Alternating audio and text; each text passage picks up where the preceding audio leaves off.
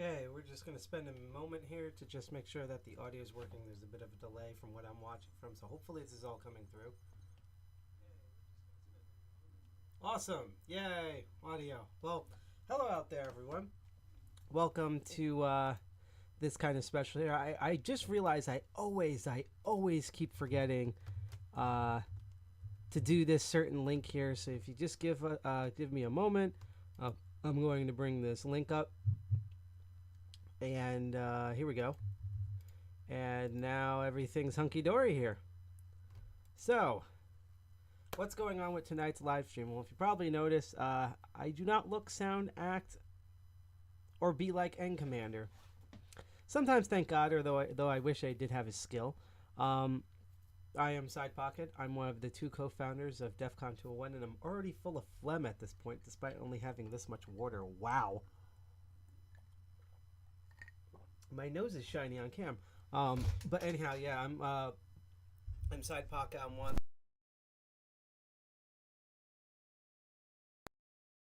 I am DEFCON 201 is a computer kind of hacker group collective that is located in Jersey City, New Jersey. That's in Hudson County. New Jersey's that state that normally smells, but recently Florida and Texas have picked that up. But regardless, we up, and here comes the first incense award for all you people who like to get incense tokens, which you can then cash out on real money. So for those who like that, you have 23 more seconds until that happens. But anyhow, if you want to know more about DEFCON 201 and how we meet the third five every month, and in fact, this Friday at December 18th we will get to that in a moment, our last meetup for 2020. Now, obviously, next month in January on that third Friday, we're going to have a meeting for 2021. This is just the last one of the year, and there's that incense reward. But if you want to find out, and I will get into it, but if you want to find out what we're going to be doing on the 18th and what time that is and how you can interact and stuff as the co-founder, Lumbers by, as the human thwomp, or you want to know of our activities, what sort of other shows that are going on, like how, for example, tonight was supposed to be Hack All and Commander, but I'll get into why that isn't tonight, as well as co-founder GI Jack has an awesome show called Archvile. Why do I get so much phlegm when I live stream? Archvile, a Linux perspective. He's going to be doing one this Thursday and one next Thursday at the Thursday after this upcoming Thursday at 7 p.m. Master of Unlocking, which is this Sunday. It's a show that I do, our Crypto Barons, which will happen next Friday.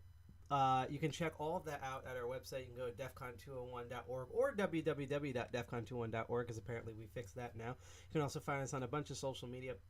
Most common one is on Twitter, which is at defcon201nj, as well as if you just search defcon201 on DuckDuckGo or anything. Yep. Don't remind me of 2000 to 2008. That was an annoying time. But we're on hostnext.social, which is a Mastodon instance. We're on Instagram. We're on all sorts of things. You can go find us there. So, normally at 8 p.m. tonight, which was like roughly an hour ago, is an awesome show that's called Hack All and Commander. Starred one of our most awesomeness of group members, N Commander. And, I mean, 2020 was a sucky year. And, like, this fall, there's been a bunch of things going on. So sometimes he can't make it, and unfortunately, this is one of those times. I'll see if he can do a makeup one for next Wednesday, because we're supposed to be technically live streaming something else next Wednesday, but we'll see how that happens. But basically, he's having issues with the weather, and I wish I could I was supposed to, if I had more time, because I didn't really have much time set up to stream, I would have set up with my phone like a way to have the camera and then like point it out the window, but just let people know that not only is it cold, there's like, it's not the worst blizzard. I grew up partly in Massachusetts, so it's not the worst blizzard I've ever seen, and the New Jersey suburbs, but it is snowing heavy, and it's cold, and it's windy, and the heating in his building needs to be a lot better, so he's like a popsicle right now, and we're trying to warm him up with various body hugging techniques. So unfortunately, N Commander will not be on tonight for Hack All N Commander. That's the bad news. The good news is he gets to spend time for a bit with me. This is going to be kind of I think it's going to be a short live stream, but We're going to be talking about not just my crazy hair, but also just a lot of stuff that's going on in the news, because it seems like this week's theme is every web service is trying to be censored now, whether it's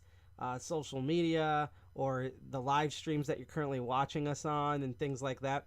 Everything just seems to be going nuts. So that's what basically we're just going to quickly run down on that stream, and then we're going to go raid another stream if you're on Twitch, and we'll hopefully see you on Archvile tomorrow at 7 p.m. We're going to post details on that after we stream here. It's going to be really cool. And then this Friday is our meeting. We have a big thing during the meeting, but I'll quickly go over the meeting in a moment. Want to get some quick house rules out of the way. First of all, hydration squad. Second of all, we will particularly, I mean, we all do this, but I really like talking to the people in chat. So if you have any questions, like my crazy hair, what's all the books on the bookshelf, which we actually might get into one of those in a moment. What is a radio statler, or what we do at DEFCON 201, or clarification of anything that I'm talking about on here, please let me know in chat. Otherwise, I have this saying called keep lurking, keep learning. If you're lurking, I assume you're just highly intent on me. I don't know if you have your pants on or your pants off, but at least you're watching. Another thing that we're going to be constantly talking about until the day after New Year's is that we're not just sitting on our butts this month. I mean, we like doing that. We do that anyhow, but we're not just sitting on our butts. We are trying to raise money for the Child's Play charity that's run by the people as the fire truck goes by. Something always bad happens in Jersey City. But speaking of bad things, Penny Arcade, awesome group of people. We went to PAX East back in February, back when you could like meet people face to face and not worried about catching a flesh-eating virus from people licking doorknobs and wiping hamburgers in their ass crack.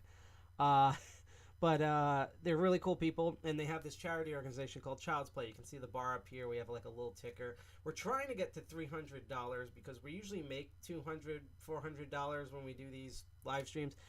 However, we just want to note that if you donate and we don't meet our goal, all the money goes to the charity anyhow. So you can donate whenever, however. Don't worry about goals. Just worry about helping people out. I also want to point out how you can donate. If you're on Twitch, we do have a widget where you can scroll down. There's a widget right there, directly donate. If you don't have that, I'm going to type this now. I have you DLive and DLive, YouTube, and Facebook fam, and soon Facebook will also have its own alerts. So we're going to do Child's, that's an apostrophe, play, charity donation. The best nation, donation. So I'm going to post that link in the chat. I'm going to save this link in another script here. There we go. And you can click on that link to donate. What Child's Play doing? They're doing. What does Child's Play do, Brain? Same thing they do every year. Literally, is that they try to raise money not only to get entertainment toys such as video games and VR headsets, but also medical sort of technologies, whether it's actual VR applications or assistive bots or other sort of things for primarily children.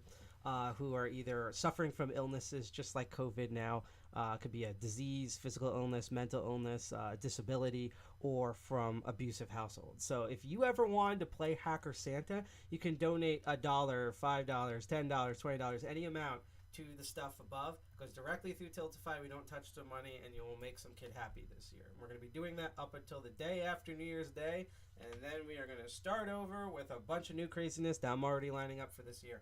So without further ado, even though I probably need more water to this, and I might take a short break during this, let's go over to the chat screen, and we should be able to see. Let's see here. Okay, that's going wrong. So I have a weird setup here where I'm going to attempt to do this. Give me one moment. I'm going to see if I can take a audio option off and if the audio is still coming through. So here we go. I'm turning it off now. Testing 1 2 3. Testing 1 2 3. Let's hear if I am going through, because there's a slight delay on my end of the stream.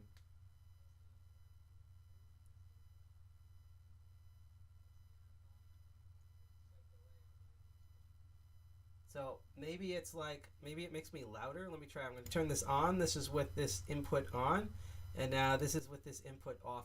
We are eventually going to, hold on. Okay. I'm going to leave this on for now. We're constantly redoing the settings because when we tried to hack Cyberpunk 2077 to run, or more accurately, to stream directly from one machine to another machine, we've had to like reconfigure all of our audio and video settings in the way we normally don't have them set up. And we are currently working on getting everything back to normal. So right now I'm going to leave this alone just because it seems like with the other audio option on, it comes in stronger. Hopefully we will have that. We should have that set up when we do our meeting on Friday. So let's get into this. So speaking of our meeting on Friday, this is our website. As you can see here, this is Suracell does all the website stuff in terms of like the code and layout and things like that. And you can find us again at DEFCON201.org. And for some reason, I don't know why it's saying the certificate. We have to work out some kinks because that's what we do. We're kinky here and we work out some kinks. But as I said before, on the 18th, starting at 6 p.m., so that's this Friday, we are having our final meeting for 2020. Not our final meeting overall, unfortunately, for all of you who hate us out there, just for 2020. And it's kind of, we're doing some interesting things here. Well, first of all, you can see it's like, we're not really Christmas themed, but we just like the term ho-ho cod and Xmas cod. If you are into computer hacker lore, and if you have any questions about that, let me know in chat. But if you're into hacker lore, there's a reference there. And we're going to be streaming it live, so it's not going to be an impersonating it's all live, but this is fascinating. So initially, we're still doing this. There's going to be a way, and we're going to announce it early on Friday, on how you will be able to enter essentially a video audio conferencing room free of charge, and you shouldn't be able to have to download anything. And it'll basically be Zoom, but not as sucky. Or you will be able to, hopefully, I believe around 9 p.m. during that, interact with us. So we're going back to kind of how we started these online streaming meetings, where we're going to have like a couple of actual lightning talks to some degree, like 1 or 2 talks. And then it's going to be a bunch of computer hackers hanging out and shooting the crap and things like that and chatting with all of you out there. And everyone who's in stream right now can go in and come in with their audio, video, or just keep typing in chat and interact with us until whenever we get bored and we can turn it off and we can play some online games with you folks and show off different projects and code stuff we're working on and things like that. What took us by surprise, though, was there was a thing in the news. We're not going to cover it today because we're going to cover it all on Friday, but there was a thing in the news. Hi, Mona. I'm just quickly going over the meeting before we get into all the censorship bullcrap. Thank you for coming back, watching the show as always. I'm afraid to honestly, like, no offense, I'm afraid to meet you in real life, and I don't mean that in a bad way. Like, you've been on, like, every live stream, and you've contributed, like, so much on here, and we greatly appreciate that, like, I'm afraid of, like, meeting you, and then you turn out to be, like, an 8-foot tall, wide as a Mack truck, like, ripped guy who, like, works for, like, Stratcom or something, and you have, like a Ferrari, and you're, like, super friendly and can, like, bring a helicopter down to fly us anywhere we want and stuff like that, because you're just all over the place. So we very much appreciate that. Thank you. It's just, you know, we feel a little very tiny thanks to you all in chat, and there's an innuendo reference in there, but I'll let you figure it out. Anyhow, there was a big thing in the news where there was a thing called solar winds that's still going on. Basically, long story short, the bedrock of the internet got absolutely ucked. Like, just completely. Like, it's really bad. And ironically, one of the people who broke down and literally wrote a book about Stuxnet, named Kim Zetter, is going to come on to our program, and we're going to interview them. Very awesome person. We're not only going to talk about solar winds and what we know so far, and what, based on what we know so far, how it happened, and what solar winds is, and how much is affected, and what can we learn from it. Is there any way we can un-F this? But also talk about their work breaking 0 days and malware such as Stuxnet, as well as just doing journalism in the information security and network security space, because that's it, you know, compared to like even like politics or like or you know like or like sciences and things like that. Information security reporting is its whole own terrifying beast. So that's going to be, so we weren't expecting that. It's still going to be relaxed, but we weren't expecting solar winds to happen, and then bam, one of the big people on it being like, "Hey, can I talk about the thing? You could do like an interview," and we're like, "Sweet." So we're gonna have all of that there. So that's our main thing. Before that, to get everyone situated, Johnny Xmas originally wanted to do something live with us, but he had a big scheduling thing. He'll probably show up live next year at some point, kind of like how he gracefully showed up for us when we were trying to get Cyberpunk 2077 working. But instead, he sent us this awesome pre-recorded thing that he did about ye old hacking days that I think everyone will get into.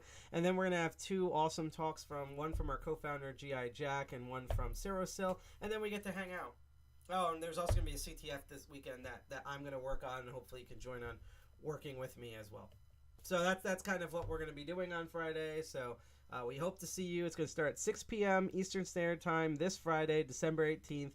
You get to learn about a giant 0-day, cool to crazy technical talks, an awesome pre-show by Johnny Xmas that's pre-recorded, and just hanging out with a bunch of hackers, drinking, talking, and showing off stuff. Neat? All right. Hope to see you there. Let's get into the meat of potatoes, or as we say, as the Boston, I'd say, meat and potatoes, about what's kind of been going on. So this has been a whole thing. It's been driving us insane. You probably noticed earlier we have this amazing application, which is a great tool. And actually, I should bring them up right here. And if you haven't noticed, we're actually using Tor browser for this. Just because I thought it was more privacy mood. Plus, to be honest, I have way too many tabs open up and other things. So I think this is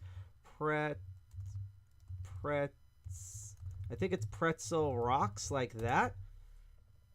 If that doesn't find it, then I'll just type in and see. Pretzel. Because I don't think it's with an X. So we're going to go through the DuckDuckGo onion and find it, but it's a really good resource.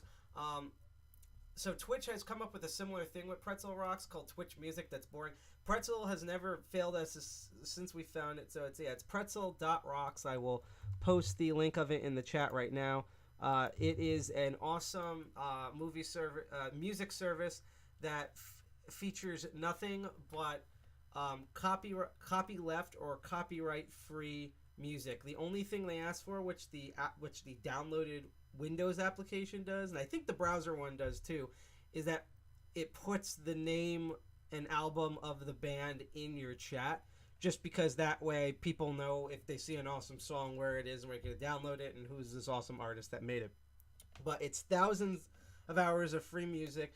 Ever since our first early days of trying to figure out what works and what doesn't work, we like the DEFCON soundtracks, but there's only X amount of music you can do, and you also have to hold up another player that might not interface. Pretzel Rocks by the way, also I just want to note, we're not sponsored by Pretzel. We use this all the time, and it's a really great tool. So Twitch has something similar, and that's because of a major issue going on where the DMCA has lost its effing mind. Normally it's up. Also, fun bit of news that literally happened today. Twitch you can't say, which I'm not going to say, apparently certain words on Twitch anymore. So there are, so remember on radio how there's, the 7 words that you can't say on television, which I believe you can say on live stream, and we've said on our live stream before, which if I remember correctly is, see if I could do this, this is why I need to have food before I live stream. Shit, piss, cocksucker, motherfucker, something, and tits. I can't remember what all of them are, but there's a whole list of words that you can't say on television. I literally have a shirt where it went up to 2,000 words, and someone's probably going to type it in chat. And I had and it's this whole, every single word that they won't allow you to say on television normally if you don't have a certain broadcast rules.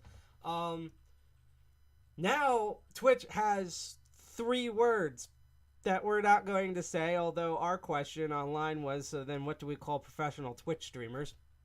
I guess we're going to have to call them professional Twitch streamers now, because boy, are we not professional on this show.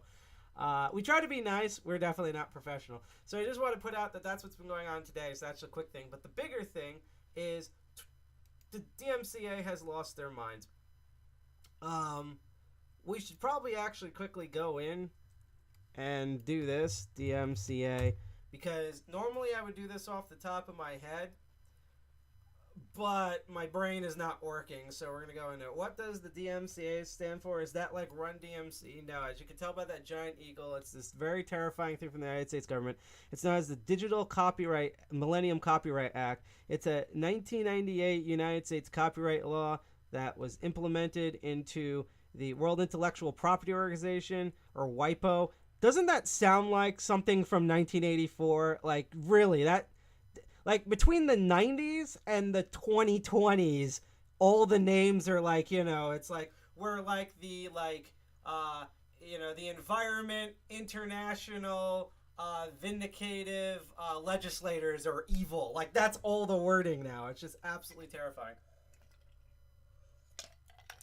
But basically what it does is, as it says here, it criminalizes production and dissemination of technology, devices, or services intended to circumvent measures that control access to copyright works, commonly known as digital rights management, or our lovely favorite word at DEFCON 201, DRM.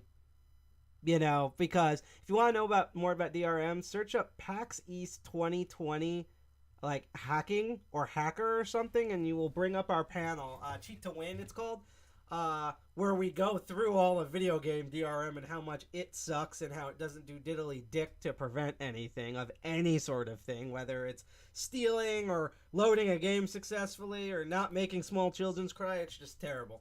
And the reason why we have things like DRM is because of the Digital Millennium Copyright Act. Doesn't that sound like a version of Windows? Like, it's like, you can imagine that Windows Digital Millennium Copyright Act edition, like, it's just, it's one of those. And the problem is that for many, many years, like, for younger millennials and zillennials who are using a lot of the streaming services now, I say that like I'm not a millennial that watches all these streaming services, but a lot of people are like, oh, that was back in 1998 during the Stone Age, because in reality 1998 is like over 20 years now. It's kind of creepy. So it's like, yeah, that was back when like dinosaurs roamed the earth and like, people had to use cassette tapes and pencils to rewind them. Who even rewinds anymore? Like, how does this dusty old law affect me? Well, over the past couple of months, and especially this week, it's really affected people, because thanks to the DMCA, we have a bunch of algorithms that worship the DMCA that, because their computer algorithms are poorly coded and are out of control, so even when they're attempting to do a good thing here, which is debatable, but let's just say, stick an argument, this is like a good thing, it just screws over everyone because a bot doesn't know the difference between a copyrighted song and an eggplant. So it just bans everything. And so we've had like unfair bans, unfair accounts getting destroyed, works taken down. I think my favorite version of what's ever happened during the Digital Millennium Copyright Act, and this kind of kicked off a lot of the online backlash, was, and I think it was on Twitch also, it was, what's those book awards? There's like a literature award I'm trying to remember. But like, if you see those giant golden medals on like paperback book covers, it was the show for that. Basically, it's like the Oscars for books, or the Grammys for books. And what was it? They had, ironically enough, wow, my brain just died. This is why I need to eat food before I'm on the live stream. You can tell this is like a special emergency live stream because there was no preparation for this. Neil Gaiman. Neil Gaiman was up to get an award. And so there was a piece of music that the awards organization paid the original person to air when Neil Gaiman walked on stage and got the award, right? So they paid the rights to the copyright owner for the music, and the copyright owner accepted it, and it was all legal, kosher. But because, again, the bots don't know the difference between a song and an eggplant, the bots weren't informed of this deal. So right when he went to do his acceptance speech, it killed the entire stream. The actual professional stream that Twitch and YouTube put on their front page, like, this is the freaking New Year's special of the year, everyone on our platform needs to watch this, and they basically blacklisted their own stream by accident because the DMCA. The people who did the awards show, if I remember correctly, sued Twitch and won a bunch of money, and basically Twitch had to put up a crap ton of apologies and like did like whips to their front end developers and stuff in order to un-F the algorithm, which is like, good luck trying to un-F an algorithm. But that's I think my favorite story, is that they legit paid for the music and were allowed to do the music, but because of how asinine the algorithms on the internet that worship the DMCA for, it killed the stream of something that they were legally playing. Never mind that you also have these things, which you've definitely noticed with Donald Trump, where Donald Trump and a bunch of politicians from all over the place, they'll talk about, oh yeah, no, we support Hollywood, we support, the Digital Millennium Copyright Act, like, stealing is a crime, you wouldn't download a car, blah, blah, blah. And then they do their giant rallies, and they're using a song that then the artist sues for because they were never asked to use the rights for the song. And the politicians are like, yeah, whatever, DMCA, something, second A, 2A, DMCA, R&DA, A, and just ignore everything because essentially they're kings. So that's the type of hell that we live in. So I thought we would kind of go over what's the very recent truly horrifying thing that has pushed this even further that is happening. Yes, property is that we also have this bad thing of worshiping way too much property. Like basically, it's property. Not they both start with P, but property is not people. There's a difference there. But let's get into this, which is the big law here, which is, and I like how vague this is written. This is from Protocol, but you can get the same article from multiple different sources. This just was the easiest one for me to pull up on here, which is, as it says, lawmakers are cramming controversial copyright provisions into a must-pass spending bill. So let's go over something.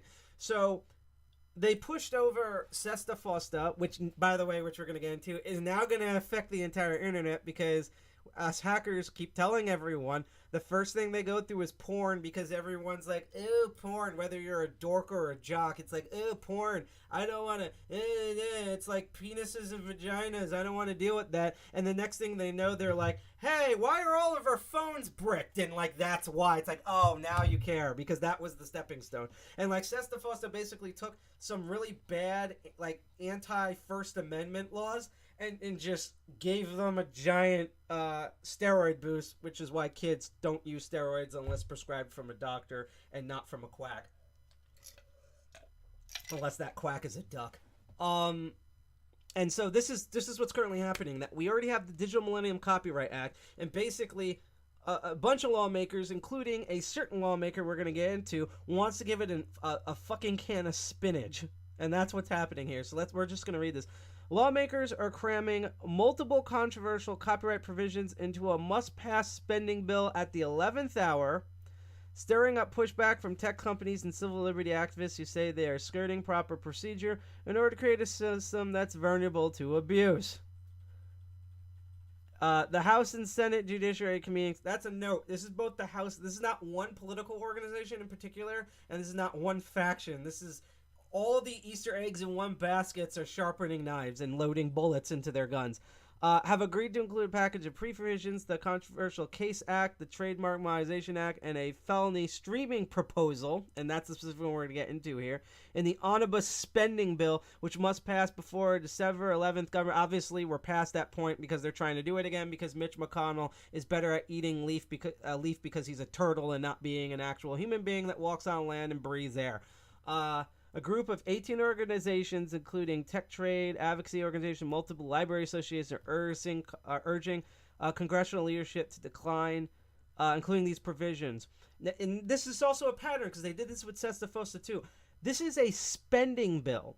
This is a bill to say the military gets this much, steel industry gets this much and stuff. And particularly the main thing about the spending bill is how much they want it to be nothing, but how much do we have to give the United States citizens because we couldn't handle a germ, and this, like, backwards countries with no water handled the germ better than the United States did, so I guess we're winning in lows, and that basically we need to give Americans like a cut of our rich people money, otherwise the entire economy goes to the tank. That's most of the spending bill. So what they're doing is similar to 9/11, this is not a conspiracy because everyone does know that 9/11, we pushed a ton of laws that had nothing to do with the terrorist attacks on 9/11 just because it's like, hey, it's tragedy, let's be assholes and put this in. And that's what they're doing now. They're taking a spending bill that's supposed to be like, Boeing gets this and that, and being like, oh, by the way, no one is allowed to have fun on the internet. And like that's what they're doing, and they're hoping that because these are a bunch of old farts and they just want to pass spending stuff that no one will notice. And all of these are absolutely terrible, but we're going to focus on that last one in the second article I want to pull up here, which is, this is the person, Senator proposal wants to make streaming copyright content a felony. I'm going to repeat this again. Senator proposal wants to make streaming copyright content a felony. Not like a wrong or a slight or even illegal, a felony. We're going to get into a little bit of what we mean by a felony here, because this is just giant alarm bells going off. U.S. Senator, his is this guy's name, Thorm Tills. I don't know what's with these names. I guess he comes from Munchkinland, from Oz. I don't know. But Thorm Tills doesn't think DMCA orders on Twitch and YouTube go far enough and wants to jail some Twitch and YouTube streamers. That's what we mean by felony here. A felony is when you get convicted for a felony, unless you are super rich or you have mob connections, you are going to serve some sort of jail time. For example, all the terrible crap that Bill Cosby and Epstein and stuff like that, and Weinstein, and hopefully Trump, and maybe one day Clinton, I don't know. But all of them, if, like, let's say the ones that are convicted, Bill Cosby and Weinstein, those were felonies. That's why they went to jail. That's what that means. Let's go through the rest of the article here. United States Senator, I want to call him Tom Tillis, but it's Thom Tillis, because maybe he's part British. We're Americans. We don't know how to use our own language. Has introduced a piece of legislation that could turn Twitch and YouTube streamers into felons. Guess which state this is from? I mean, you can read it, but just guess.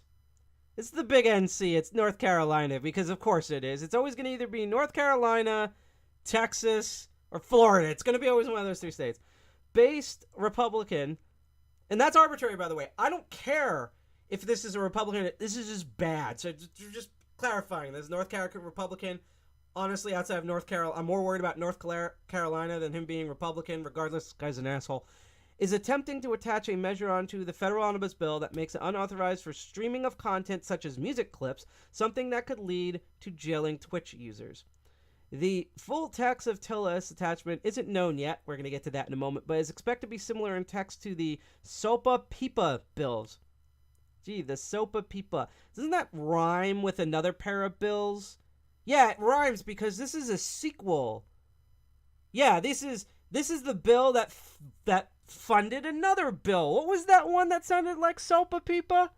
Oh yeah, Sesta Fosta. See, this is how all this stuff connects. They get their foot in the door, and then everyone else runs through the door. Bills in 2012 that led to an unprecedented internet protest, which it did.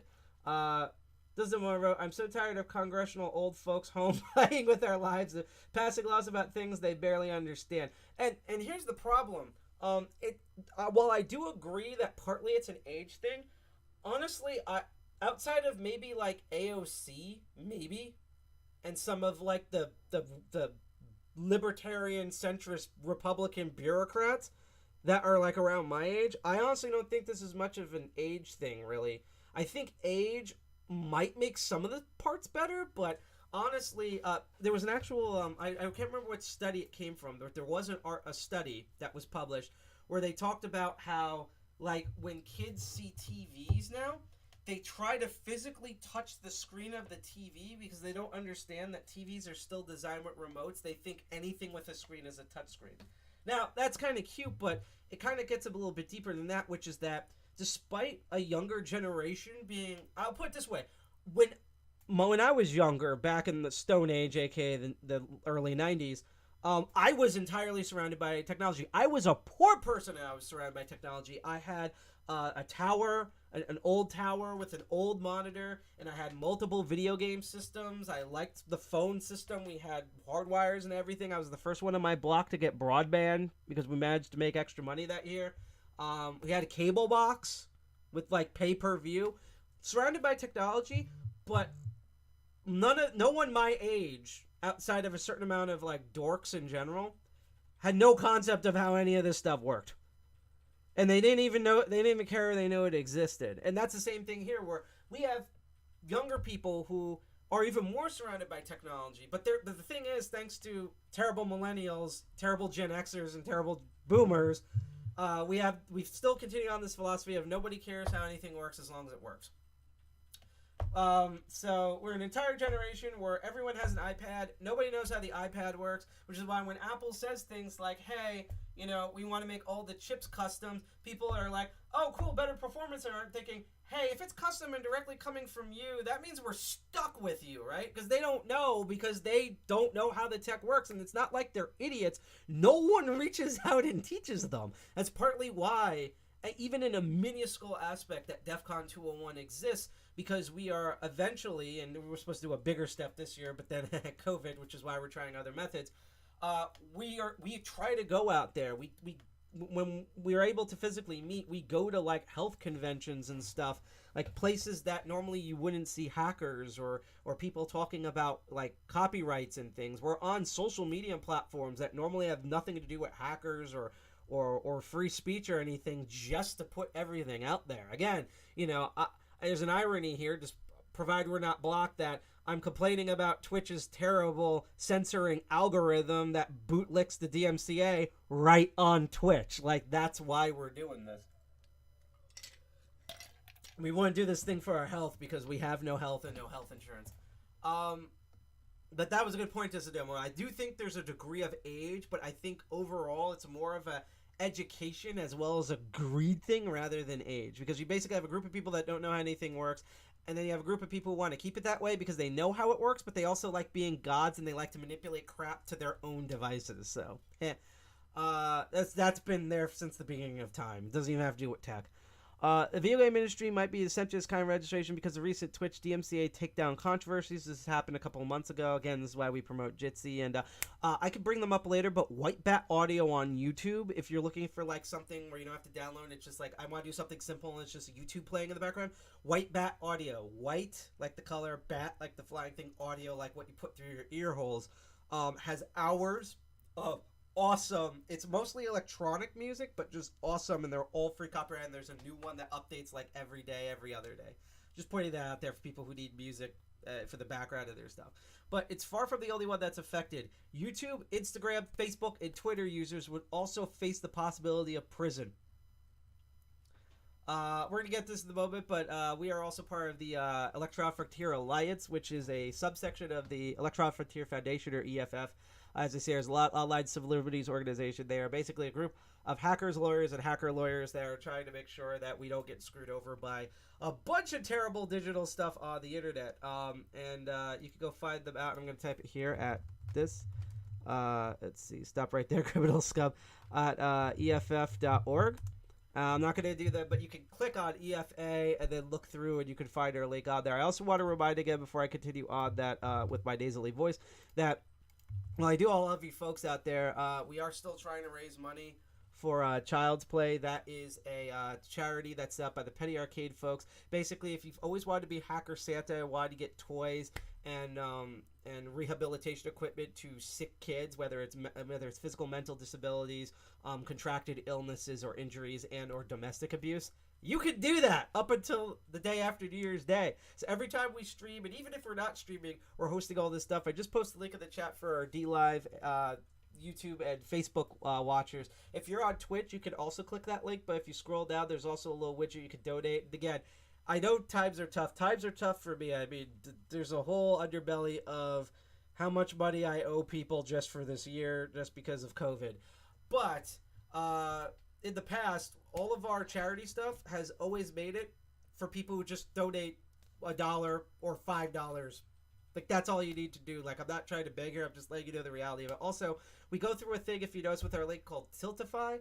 They're a professional 501c3. They handle all the money we don't. And one of the coolest things about Tiltify is, let's say we get a crap ton of money on Friday, but by the time New Year's Day happens, the day after, basically January 2nd, it's only like $299.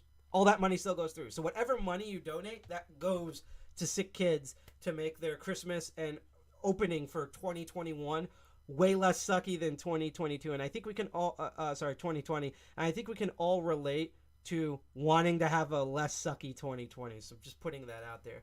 Also, again, if you like our content on here, whether you're on Twitch, D Live, YouTube, or Facebook, you can follow us on Facebook, click that bell, like, share, and subscribe on Twitch, D Live, or YouTube. If you do that or donate on Tiltify, we do have alerts that I see pop up on here, and I cheer people on. And for Child's Play, it's not like a favorites thing, but we do keep track of, and we do like to shout out all the people that donate, such as the anonymous person who still donated that $10 from a couple of weeks ago. We definitely want to thank Anonymous from Ananiland.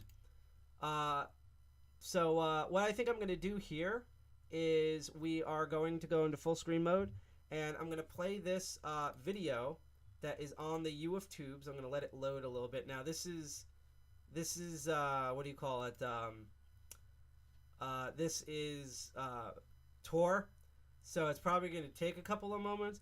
But we're going to play this video. It's about, it's 11 minutes long. I don't know if we're going to play the whole thing, but we're going to play this video. This is going to catch you up on Sopa Pipa, which is the primitive bastard cousin of Sesta Fosta. Basically, Sopa Pipa made it so that Sesta Fosta could exist, and now Sesta Fosta and Earn It is now allowing a Copa Copa version 3.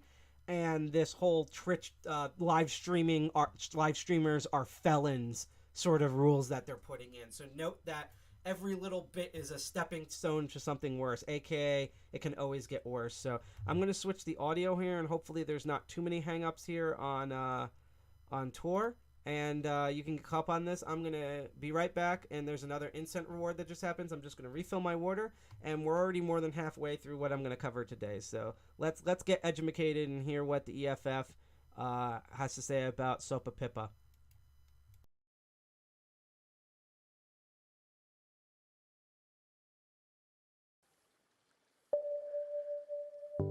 These are bills that are actively moving in the U.S. Congress to try to combat the problem of foreign-based websites that are basically just hubs for pirated material. In theory, there are two ways to do that. One, keep Americans from reaching them. The other, keep them from getting any money so that they have to shut down themselves. Both of these bills have provisions in them to get a court order to force a financial services provider, somebody like MasterCard or Visa or PayPal, to not give any money to the people who are associated with that site. The other mechanism is advertising networks, because some of these sites obviously make money through selling advertisements. This bill would cut off that flow of money. I think an example that highlights how that works in practice is WikiLeaks. There were a lot of folks who wanted to make WikiLeaks just disappear from the internet. Well, they went after the payment networks and said, stop processing payments to WikiLeaks, and WikiLeaks has now gone under and ceased publishing. What I'm worried about is by cutting off the money going to these companies, you double the due process risk. Not only do they not necessarily have due process before they get labeled as an infringer and a violator, but they also don't have the means to defend themselves after the fact. They also try to tell ISPs to prevent users from accessing these rogue sites. When people type the website's name, instead of sending them to that site the way the addressing system currently works, we want you to interfere with that and instead send them somewhere else, or maybe give them no answer at all. Going after domain names and trying to block domain names is a very blunt instrument. Domain names can be shared among multiple parties. An easy example is if you think of something like Blogspot. Well, that's a platform for lots of people to blog. Going after the domain name would basically mean that because there were some parties using that domain name to infringe, all the other parties using that domain name get interfered with. The ultimate irony with the use of DNS in these bills is that it won't work. All it does is it destroys the mapping between the name and the address. There are a lot of other ways that you can get that address. Interfering with the addressing system is kind of like delisting its telephone number from the phone book. Anyone who knows the number can still call it and can still talk to the person there. They just can't find it in the phone book anymore. If it were just ineffective, you might say, well, what the heck, let's try it. If it even stops a few people, that's okay, because it's all positive. Unfortunately, it has a bunch of negatives as well. Experts in the field will tell you this creates some significant problems for cybersecurity. The really big worry is that people will get annoyed People get annoyed when they can't go to some websites, or they'll be worried that they won't be able to get to some websites that they want to get to. People will decide, I'm not going to go to my ISP's DNS resolver, or I'm going to download this plugin because I don't understand what a DNS resolver is, but somebody else has made it simple for me. Behind the scenes, here's what the plugin is doing. Instead of relying on their ISP to do that address translation, they're relying on some offshore DNS service. At any point, though, they could decide, not only do we want to route our users to infringement sites, what if we occasionally take some of them and route them to fake banking sites and try to get their ID information? So if users in the United States en masse start switching to foreign-provided DNS services so that they don't have to worry about what this bill may or may not do to their legitimate activity, then we have a real problem. We will tell search engines to no longer provide search results for those sites. A court order would be sent to a search engine to say, you're not supposed to return any search results that take people to this site. So essentially take it out of your web index. It sets a really dangerous example internationally. It's basically the US embracing the idea that when there are foreign websites that contain content that would violate a domestic law, it's okay to try to block access. We have to think about, what if another country did that? What if another country looked at how search engines worked or how the internet architecture worked? And what if they passed laws that changed that to reflect their domestic laws? Some repressive regimes already embrace this technique. We're the ones who are out there telling countries we should just have a single global internet. Don't try to be doing a country-by-country balkanization. Don't have your country's own blacklist or firewall. When other countries start re-engineering the internet to filter out speeches against the governing powers in those countries or religious expression in other countries, that's something that we condemn. It will greatly undermine our ability to be that global voice in favor of a single internet, and I think we shouldn't be surprised if other countries follow our example. I think that China would say, hey, you're taking the Pirate Bay out of search engines. Why can't we take Tiananmen Square out of ours? We shouldn't be surprised when other countries turn around and say, don't tell us we shouldn't do it. It's a domestic law on our books and someone's violating it, so we're going to have a blacklist of websites. The definition of sites that are subject to Department of Justice suits is entirely open-ended. Essentially just carte blanche for the Department of Justice to go after any user-generated content site. Bad intent isn't even required there. It's just if they're occasionally used for infringing purposes by some of their users, even though they don't want that, they have a policy against it, they take down stuff when they're notified about it, still, under the terms of the law, they could be pursued by the Department of Justice. There's certainly a risk in these bills that innovative new services that are getting started are going to have trouble with new litigation risks.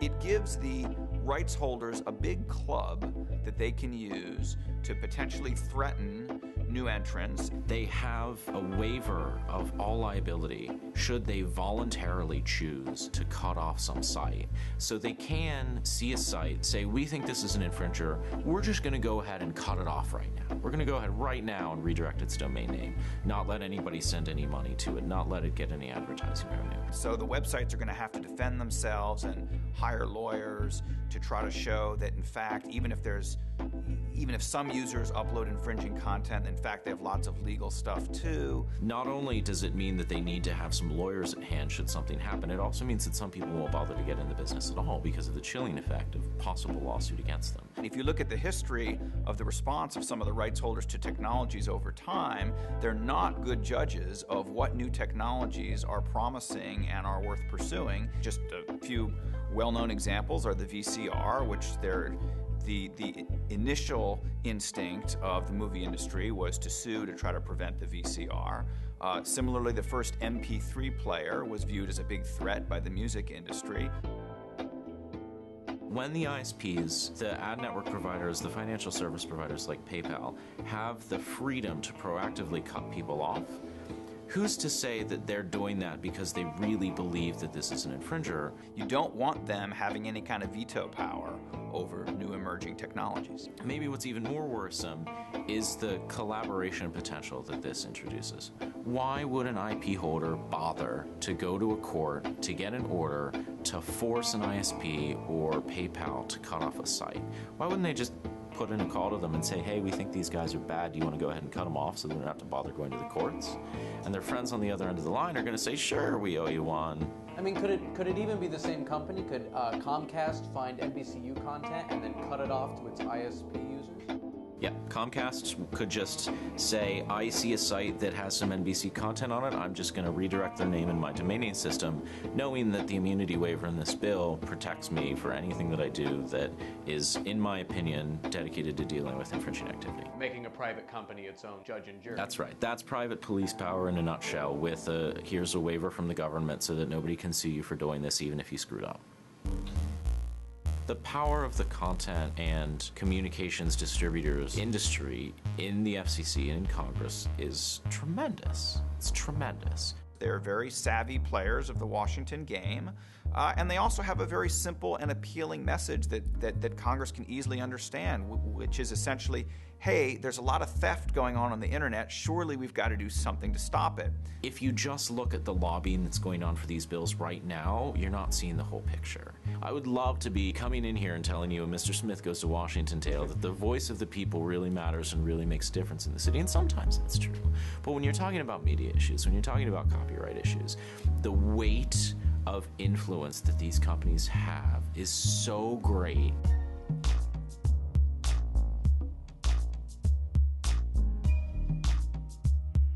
We're talking about a really, really major issue here that has seen extremely little coverage on any form of televised or major media outlet. And this is the problem that we've been working on for a decade. When you only have a few major voices controlling the media and controlling the message that gets spread to the American people, you don't get to hear from the people. It's not really a compromise bill. It's actually quite similar to SOPA. Both bills have a number of the same flaws. Congress may well move forward with legislation here, and the only way the damaging parts of the legislation will be removed is if there is enough of a grassroots uproar that Congress gets the message. You don't have to know how the technical architecture works to know that you use it, you rely on it every day, and it works for you. Don't mess with it. The internet isn't broken. In fact, it's pretty great. It's been a pretty great forum in the United States and abroad for free expression, for economic innovation, for cultural communication, for everything else that we want the internet to be. We want to keep it that way.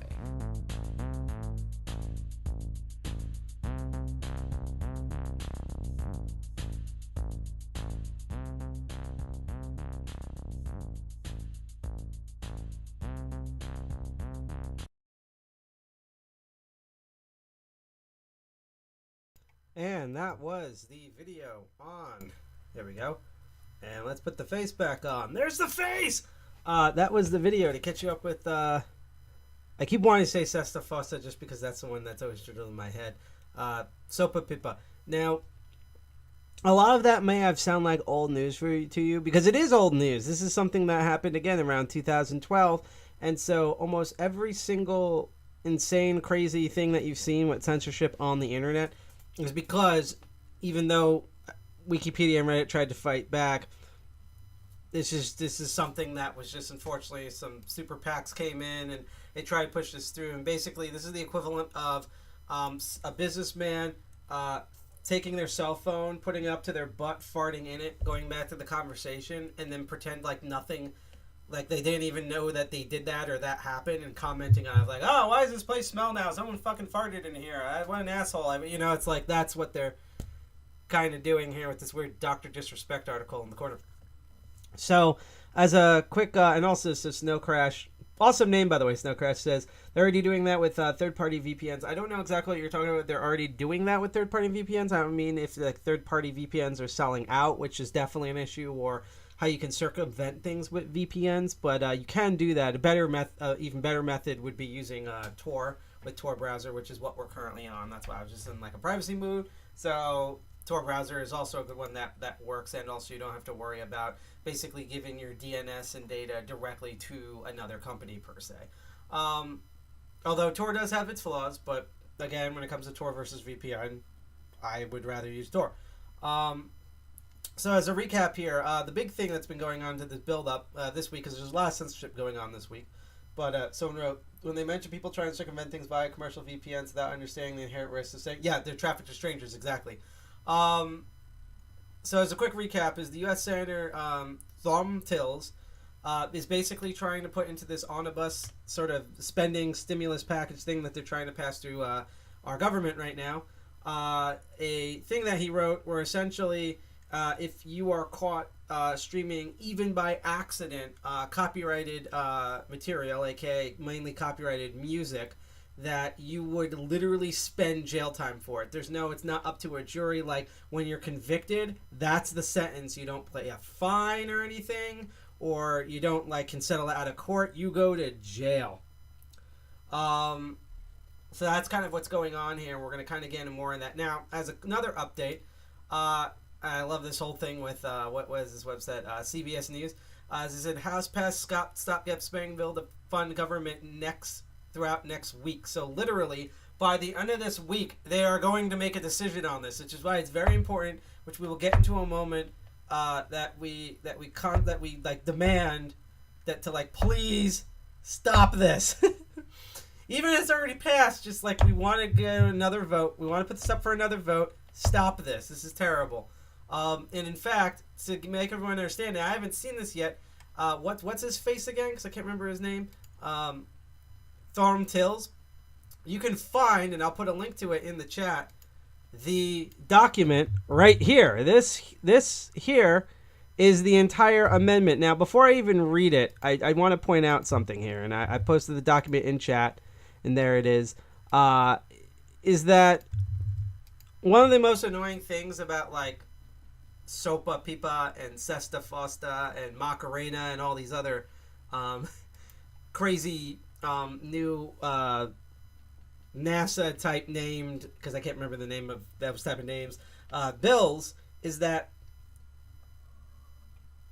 a lot of these are just for corporate self-interest and political brownie points game. Most of these are basically reinforcing laws that are already at their max limit and don't need reinforced. So, for example, the common thing that was constantly brought up during Sesta Fosta is that, their classic argument is, think of the children! And when they were think of the children, they're talking about it oh yeah, this will prevent, child trafficking and child pornography. Which is confusing, because we already have a lot of laws for those that get enforced, that people get captured for, and they go directly to jail and don't pass go and collect $200 for. So the immediate question is, why do we need these bills? Because we already have laws that predate this bill by a lot of years where this is already illegal. It'd be imagine if they came up with a bill called Sesta Mayasta or something, and call it Trump, and or Biden, don't really care the name, but they call it something, and they're sort of yeah, we're introducing this bill so that way when people are convicted of murder that they instantly get the death penalty overnight. And you're okay, we already have the death penalty and stuff. Why do you want to do this? And then they're well, because murder, it's bad and it's illegal. And it's yes, that's why we made murder illegal. So why are you making a bill for something so it could be illegal when it's already illegal? It makes no sense. When you now, whether you agree with it or not, there is already a law where if you try to play back a copyrighted thing without permission of the person who's copyrighted, legal crap happens and you can get fines or even jail time. So this law is really useless, because we already enforced this insane law. We don't need another insane law to enforce an insane law that's already being enforced.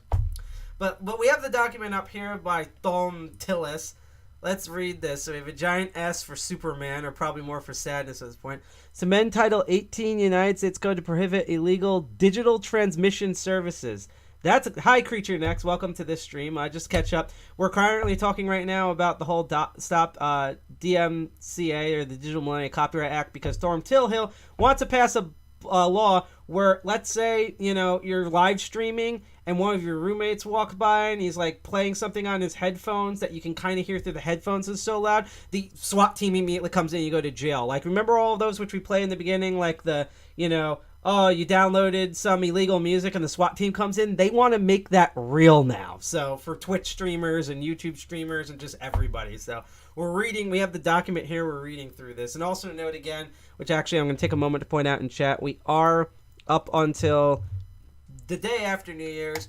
We are trying to raise money for Child's Play. It's not the movie, awesome movie series with Chucky, but unfortunately that's not it. This is a awesome charity done by the Penny Arcade people where we can get video games and technological equipment to help kids either cope or cure diseases that they've contracted, injuries that have been inflicted on them, mental domestic abuse, as well as physical and mental disabilities. So if you ever wanted to play Hacker Santa, we just posted the link down in chat. If you're on Twitch, there's also a widget. If you scroll down, you can click on that and donate $1 or $5 without even leaving the stream. And to know, all your money goes through Tiltify. We don't touch it. All the money goes directly to the charity, even if we don't meet our goal. Any money you donate will go in. I know money's tight, but again, you don't have to. I would love if you downloaded like $20 or $50 during this stream or any of our other future streams. But if you even send $5 or $3 or just $1, that would make a child's difference. So just putting that out there. But let's go in and dissect this bill. I don't know if he's okay. I think he's going to bed because there was weird sounds coming. So let's read this. To amend Title 18 United States Code to prohibit illegal digital transmission services. I like the digital transmission services that, like, all I see is like those 1950s like giant satellite dishes with the waves sort of thing, making it ominous. In the Senate of the United States, Mr. Tillis for himself, bastard, Mr. Leahy, Mr. Blackburn, Mr. Hirono, Miss Hirono, sorry, I apologize for that. Mrs. Blackburn, Miss Hirono, Miss Cortez, Masto, Mr. Corian, Mr. Blumethel, Mr. Coons, there's an appropriate name, Miss Wolferetter. Let me zoom in a bit further because this is hurting my eyes. I almost read that as Mr. Pepe. Mr. Purdue. Oh, we really need more Purdue, right? After they screwed over the whole COVID vaccine thing, that's what I want, is a law that's being backed by Purdue. This demo right here, for felonies for something so petty are a great way to disenfranchise many voters. Yep. Not just voters, it's a way to disenfranchise minority groups. It's a way to disenfranchise poor people of all different backgrounds, between men and women, apes and plants. This is just basically, if you're not a giant rich corporation, in which this case you can actually break copyright law and get away with it, you're screwed. Basically, this is, hi, we're the kings, you're the proles. All of our theoretical founding fathers are spinning in their grave. But yes, Mr. Purdue, to introduce the following bill, which was read twice and referred the committee on blank because they're trying to figure it out now. A bill! Remember that Schoolhouse Rock? I'm just a bill and I'm sitting on Capitol Hill, except I have a knife, in this case. To amend Title 18 of the United States Code to prohibit illegal digital transmission services, be it enacted by the Senate and the House Representative of the United States of America and Congress assembled. Section 1. This is not very long, so I'm going to read the whole thing. Section 1, short title. This act may be cited as the Protecting Lawful Streaming Act of 2020. First of all, 2020, just no. Second of all, lawful streaming. Lawful, that's a term now. Lawful streaming. As opposed to like all the unlawful streaming with people wearing cowboy hats and black vests sounding like Yosemite Sam out there, which basically means Alex Jones is out of the job. That's just lawful streaming. We're going to get into about lawful streaming and why this is a particular example of why this law, like the current laws and algorithms, are terrible and how this would make this worse. Section 2 here is the illicit digital transmission services. Amendment Chapter 113 of Title 18 United States Code is amended by inserting after Section 2319B, they sunk my battleship, the following. 2319C, illicit digital transmission services. Definitions in this section: 1, the terms audio-visual work, so basically anyone high on shrooms. Computer program, wow, they are being really vague with this. Copies, copyright owner, we're going to make a crypto wallet by the end of this. digital transmission, financial gain, motion picture, because I guess now we all talk like bad mustache villains like myself from the 1920s, motion picture exhibition facility. Isn't that a porn studio? They all seem like porn to me. Perform. They're going after you if you perform. A toaster can perform. Anyhow, phono records, because, you know, all the Zillennials love saying the words phono records as long as with the bee's knees and words that we can't say anymore because they're racist. And transmit have the meanings given in the term section 101 of Title 17. Number 2. The term digital transmission service means a service that has the primary purpose of publicly performing works by digital transmission. So what they're saying is that if I'm able to shoot ones and zeros out of my penis, that would be known as a digital transmission service. I think more accurately that would be known as a digital sexual transmitted disease, or a DTSD, as they would call it. That's my new streaming service where I beam information from you from my pee hole. But I digress. That's how they're defining all this bullcrap. So basically, anything that shows something that it's not even goes through the internet, but as long as it goes through something digital, aka computer, she's dreaming in digital. Now we're gonna get DMC'd aid. Even though that was a horrible singing of that line from Orgy, which is, look it up, kids. I'm not just saying the word orgy because it's fun, even though that's partly true. That's an actual name of a band from the 90s because I'm that old. But anything that goes through a computer. So whether it's a video game console, an IoT light bulb, Donald Trump's sausage fingers, Rudy Giuliani's melting face, is counted as being a live stream nowadays. 3. The terms publicly perform and public performance refer to exclusive rights of a copyright owner under paragraphs 4 and 6, section 106 related to exclusive rights copyright works.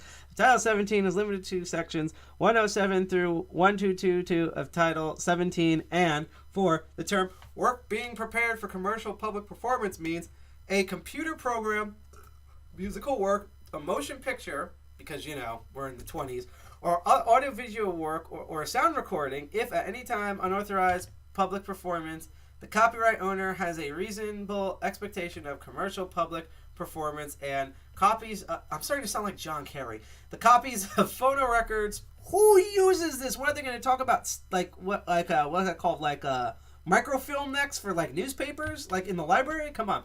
Phono records of works that have not been commercially publicly performed in the United States by or with the authorization of the copyright owner, or B, a motion picture. Wow, they keep bringing up movies in this. I wonder why. A motion picture that, at any time authorization of public performance, that motion picture sub 1 has been made available for viewing as a motion picture exhibition facility, aka a theater. You know, things that are unfortunately open, and then people are wondering why they're getting breathing aids, aka COVID. And there's the new Incent reward you can get, which is a cryptocurrency that we give out for free here on DEFCON 201. It's not a scam. It's an actual cool thing that we reward streamers with. Sub 2 has not been made available in copies for sale to the general public of the United States or with authorization of the copyright owner in the format intended to permit viewing outside of motion picture exhibition facility. Basically, if it's in theaters and it's not on a digital video, which is weird because theaters primarily get stuff through digital, either DVDs or they download it from a server, so it's already digital. It's not, but they're basically loading up Netflix and hitting play, and you don't see that they're loading it up from Netflix. That's how movie theaters work, so it's already digital. What they're saying is if it's in theaters and it's not available for being played everywhere else outside of a theater, they will grab the biggest cucumber they can and try to put it up all your orifices. And subsection number 2 has not been commercially publicly performed in the United States by or with the authorization of copyright owners more than 24 hours before unauthorized public performance. This is curious because I wonder what that means for copyright of things outside the United States, because they keep listing the United States. So is things outside from the United States exempt? Can I play Lordy all day and they won't sue me? I don't know. Lordy's an awesome Norwegian band. Go look them up. B, prohibited act. It shall be unlawful to willfully and purpose. Also, again, these are already laws. We already have laws for these. They're just going over crap because they have Alzheimer's. It shall be unlawful to willfully and for the purpose of commercial advantages or private financial gain offer or provide to the public a digital transmission service that is primarily designed or provided for the purpose of publicly performing works protected under Title 17 by means of a digital transmission without the authority of the copyright owner or the law. Basically, if you play the thing without the other person saying, yes, you are dead. And the worst part, too, is I bet you anything, as much as this sounds like it could, you probably can't use this law to, like, back up against revenge porn. Like, if someone obtains your nudes and leaks them, unfortunately, I bet if you bring up this law, they're going to be like, but that's entertainment. This is just nudie pics. Plus, you're bad. You shouldn't be doing nudie pics. And, like, so even the potential to block terrible, like, doxing of people, this is not for. This is literally for rich people holding on to pathetic things that they themselves don't even quite own. Because movies and music people go through rights all the time about other terrible things. They literally have giant fistfights over it. For example, see how much Disney wants to own the MGM version of Wizard of Oz and they can't, which is hilarious because they're the main reasons why copyright is as rigid as it is, and also why copyright now lasts like forever. 2, has no commercial significant purpose or use other than to publicly perform works protected by Title 17. That means a digital transmission without the authority of the copyright owner law, which is basically if your streaming service can stream, like if Twitch can stream content and make you pancakes, that means that law, this doesn't apply. But because they only stream content and the thing you have is content and it's technically illegal, now the whole thing's illegal. 3, the intentionally marked or, and by the way, I just want to mention I'm not a lawyer or anything or like a politician. This is just my reaction to this dumb proposal by Mr. like Theodore Tillis or whatever the hell his name is. 3, is intentionally marketed by or directed of the person to promote its use in publicly performing works protected. Publicly performing works protected. I want to say that 5 times fast. I'm not, but wow. Under Title 17 by means of a digital transmission without the authority of the copyright owner. Basically, the last thing has slightly different versions of the same 3 things. C, penalties. Here we get this. Any person who violates subsection B shall be, in addition to any penalties provided for under 17 or other laws, 1, fined under this title, imprisoned not more than 3 years, or both. So you're going to get a fine, and probably, because he's really pushing for this, you're going to get prison. He says no more than 3 years, but prison, like, again, there are people who have shot their moms who have gone to prison. There are people who have burned black churches with black people inside of those that go to prison. You decided to play an episode of Office Space. You didn't realize you were live streaming. Do you really want to be put into, like, the Proud Boys? Really? Really? 2, shall be fined under this title, imprisoned no more than 5 years, or both, if the offense was committed in connection to one or more works being prepared for commercial public performance. So basically, if you're a big studio, now you have even more leverage. If a person knew or should have known that the work was being prepared for commercial public. So basically, that means all of media, because eventually all of media eventually gets published. So this is just them cornering people. 3, shall be fined under this title, imprisoned not more than 10 years, or both if the offense is a second or subsequent offense under. So the more you do, the more years you get. I mean, that should be obvious, but no, it went from 5 years for if you knew you were doing the thing of the touchy-feely thing that we don't like, but you did it anyhow, and then it's like, oh, you did 2 of them? We now added 5 years, and I'm guessing it's going to keep going to 5 years until infinity. Why isn't Trump in jail? That's what I'm wondering. Why aren't the Clintons in jail, and why is Trump not in jail? This tells you how terrible our society is.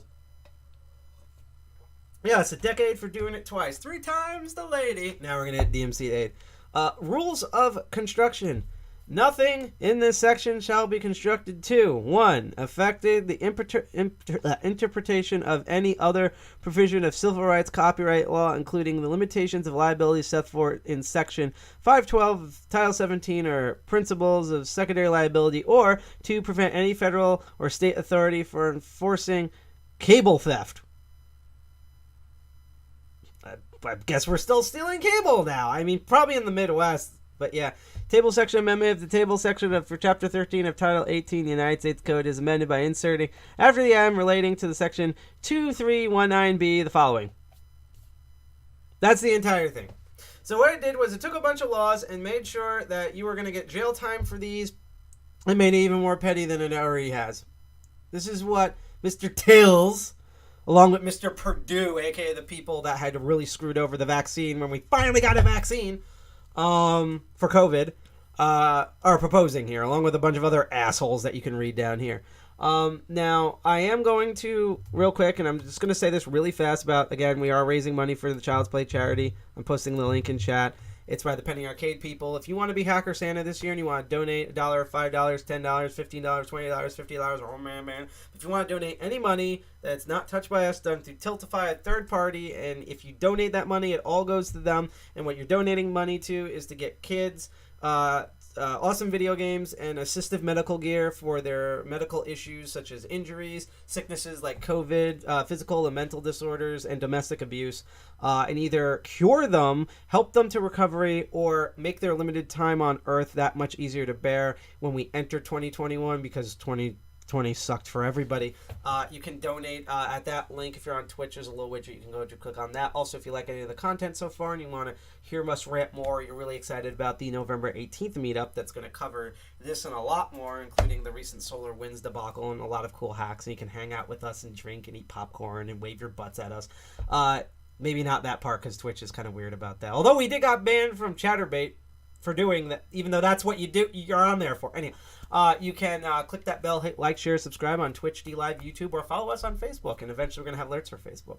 If you have any questions, you can ask me in chat, because you kind of like interacting with chat. If you donate, I see those alerts as well. So definitely donate. Otherwise, keep lurking and keep learning. So we've read this terrible thing, and you can tell this is not many. How many pages is this? I think this is, I'm trying to look here. It's 5 pages long. It's not huge. You can tell that it's like small. It slips in here. It's like it slides into our congressional DMs, and just like a piece of malware just blows this whole thing wide open, and we're going to be even more hell than we were before with the Digital Millennium Copyright Act. And I also want to mention real quick, this is not new. This is not new at all, because you want to know how old this type of challenge is after I click another piece of spam away from Wired. Wired Digital is just like Wired the book. It's like 1/3 articles and 75% ads. 2600, which is a group known as the Hacker Quarterly. They, if I can find it on the shelf, we don't have the exact one on the shelf. What's a good cover to show? Let's see. We have a couple of issues here. We have some issues, but let's find a good one. Let's see. That's actually the guidebook. What's like a classic cover to show for 2600? Let's see, which one should we do here? Maybe that one. I'm gonna find one of these. Here's a good one. It's Facebook related. Yes, this is 2600. This is actually how a lot of us at DEFCON 201 met before we did this. So shout out to 2600.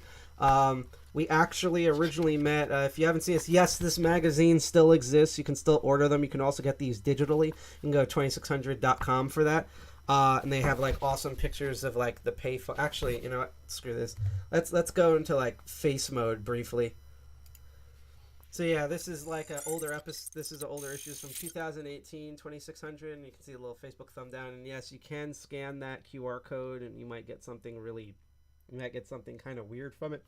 But yeah, and they have like pictures of like payphones inside, and there's like different articles. Some of us have gotten published in here. I know G.I. Jack's been published in 2600 a couple of times. Like this is serial number cracking for fun and profit here, and the way we kind of, let's see, citizen engineer. There's always like a letter section too, and they list like the hacker happenings. There are like cons and events around the world, including DEFCON, in which that year was DEFCON 26.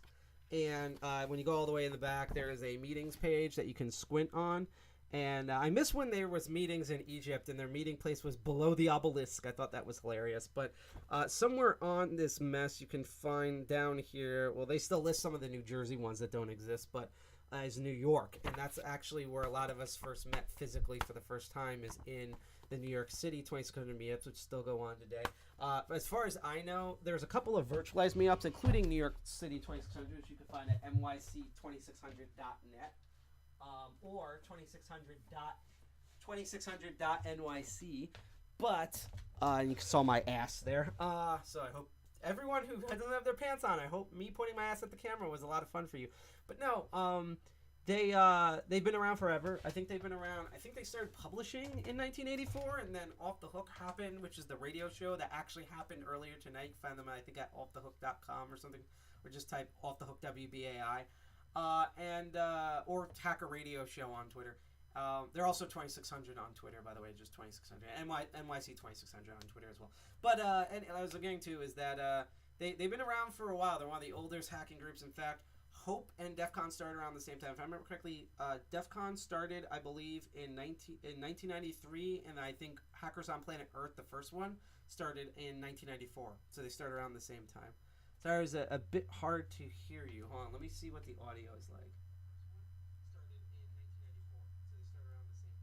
You might just want to raise your volume a bit. I can also try slowing down speaking. So, but yeah, 2600 has been around for a while, and there's a reason why I'm bringing this up is because we don't have the issue, unfortunately. That's a very rare issue, but they had a whole thing with the DMCA. Whereas you can read here on Thursday, this was back in 2002, a federal appeals court unceremoniously rejected the last attempt by 2600 magazine to fight the Digital Millennium Copyright Act, or DMCA. The Second Circuit Court of Appeals said in a one-line ruling... Hopefully that's the snow hitting the window. Sorry about that. I'm going to read this, and then give me 1 second. So I just want to make sure that nothing's on fire.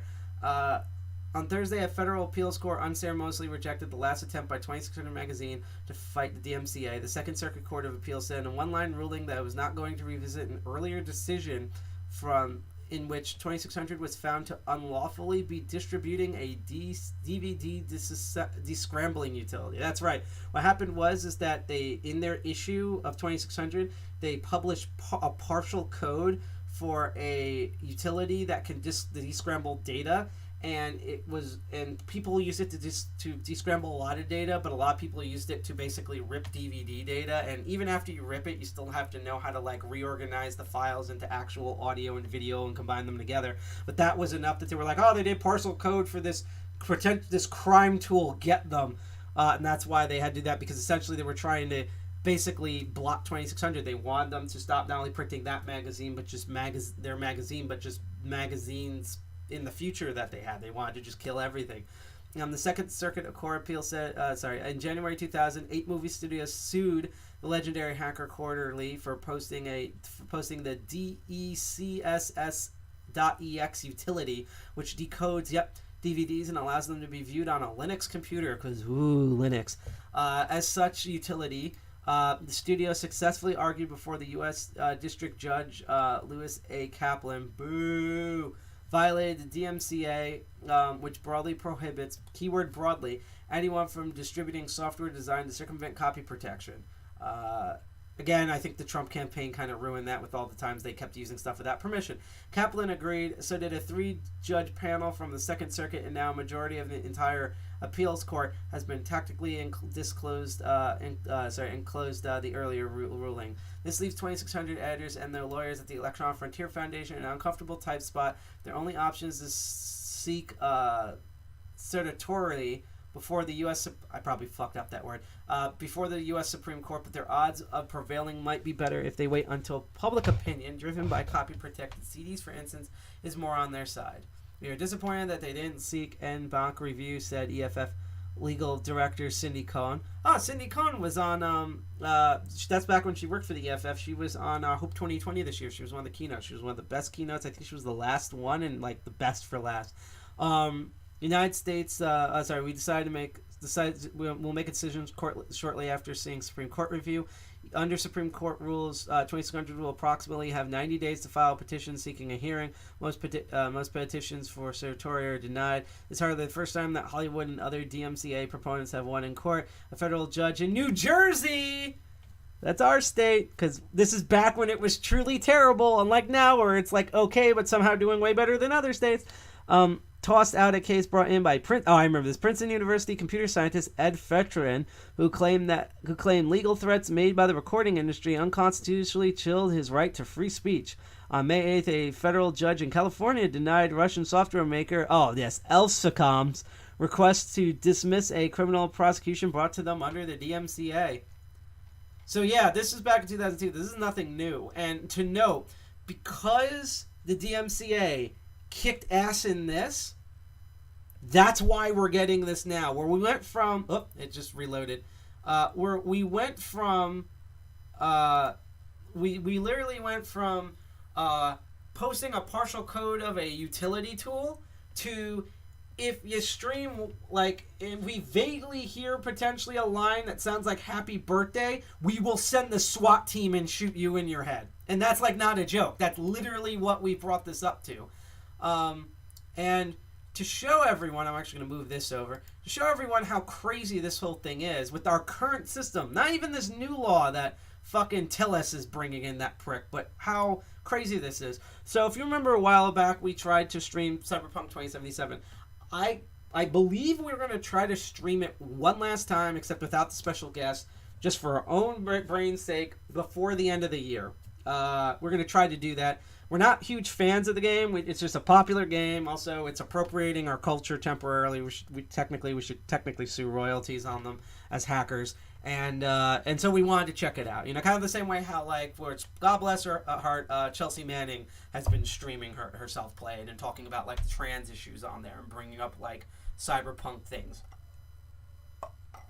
Also, if you're really into, like, a really good cyberpunk game, you should check out Archvile Link's Perspective tomorrow, which will be at 7 p.m. because G.I. Jack's going to stream. I'm trying to remember the name of the game, but it's by a guy from called Silver Spook, which we had during the Cyberpunk 2077 stream. Fantastic guy. And we're going to be streaming, I think it's called, like, what's it called, like Cyber Deity or something? It's something, I can't think because I don't have dinner yet. But to show you how crazy this whole thing is, right? So one of the few good things, unlike now where GOG, the DRM-free thing that CD Projekt Red runs and owns, was supposed to have Detention, which is a game that is an award-winning VR first-person game. I got blacklisted because they made a Winnie the Pooh China joke as a in-game Easter egg that's hidden, and China basically blacklisted it from the entire internet. So you can only get it by pirating it. And they said they worked out a deal with GOG to actually have the game on their system, and then China and their bots and their legal teams, and there's the new instant reward, blasted them so much that in an hour GOG reversed their decision, adding more bad news about Cyberpunk 2077, about how it doesn't work on last gen systems, and everyone refunding their money so much that they're only that they basically lost $1 billion by launching this game. That is not a joke number. They actually lost $1 billion, and many, many more things. Also transphobia, bunch of other stuff. Here's, to me, the part that's relevant for this. So one of the few good things about Cyberpunk 2077, or in theory, was they had a bunch of modes that they wanted to make for safe for streamers, because there's a lot of mature content in here and stuff that, like, the DMCA wouldn't find kosher. So, like, for example, when we stream, we turned off the option to adjust our genitals, because you can actually do that in game. And even though other people streamed and I didn't think have any problems, we just wanted to make extra sure for that. And it would have blurred that stuff out, even though the game was blurry anyhow at its sub 30 frames per second. And then they had this mode, which we turned on, called Stream Safe Mode, which what it mainly does is, as I'm going to read here, Stream Safe Mode, what it does is, the saying was meant to strip out all licensed music from the game and replace it with music that was made by the game for the game that wouldn't land streamers in copyright jail while doing Let's Plays on stream. This is cool because no one has done this type of mode before, and this is amazing. As they write here, on the other hand, the fact that CD Projekt Red had to do so showed what a failure Amazon/Twitch and the like have been supporting their streams through music licensing deals and stuff, right? Meaning that the fact that this mode even exists shows how crazy the algorithms are and how stupid the DMCA, or the Digital Millennium Copyright Act, work hand to hand with just making sure there's no fun allowed. Here's the crazy part. That didn't even keep streamers safe, because as it says here, it turns out that the hellscape is so bad. We live in the worst timeline, particularly for this, that even the stream safe mode failed to keep streamers safe. Also, note the epilepsy problem too, but let's go back to the streaming.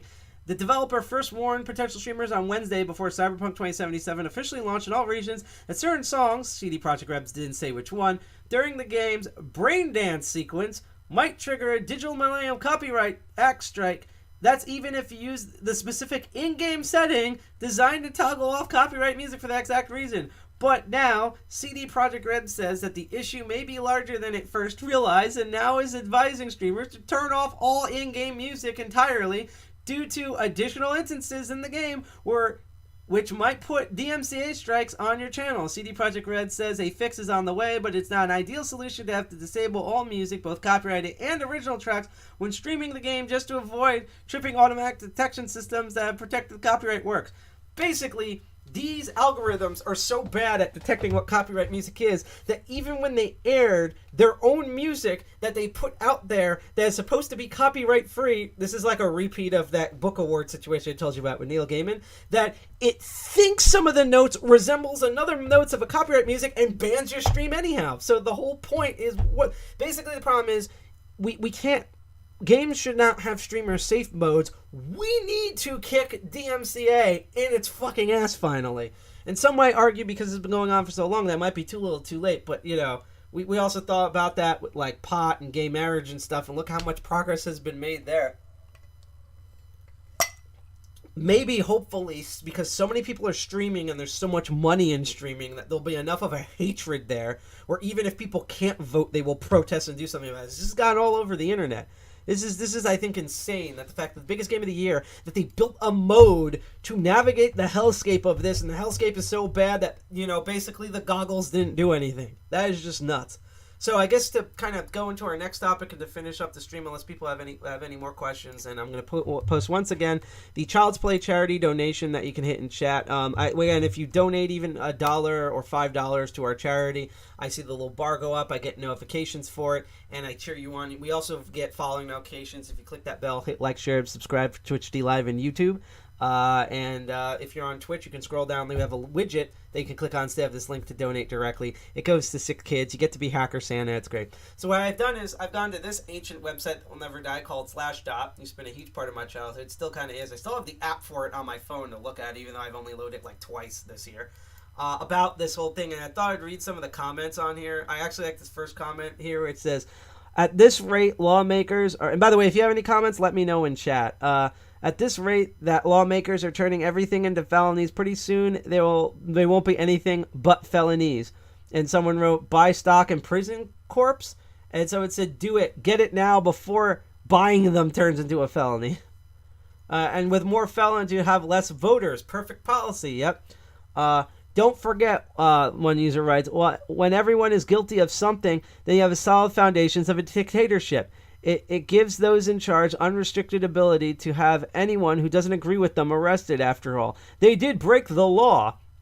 Any law that everyone breaks clearly does not reflect the will of the people that ought to be questioned. So again, yeah, that's one of my problems, particularly with the Trump administration. I had the same problem during the Bill Clinton administration and the Bush administration, where they tried to outlaw so many things and they were so vague that basically they can just charge you with anything because they don't like you in your face. And we definitely saw that with Trump multiple times.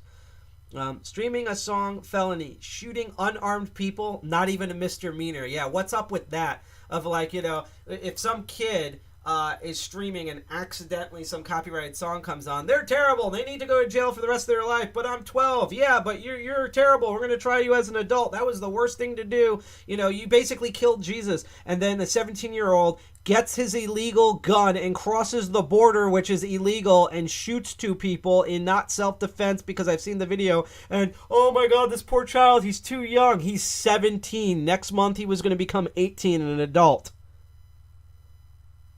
We're in hell. Let's see.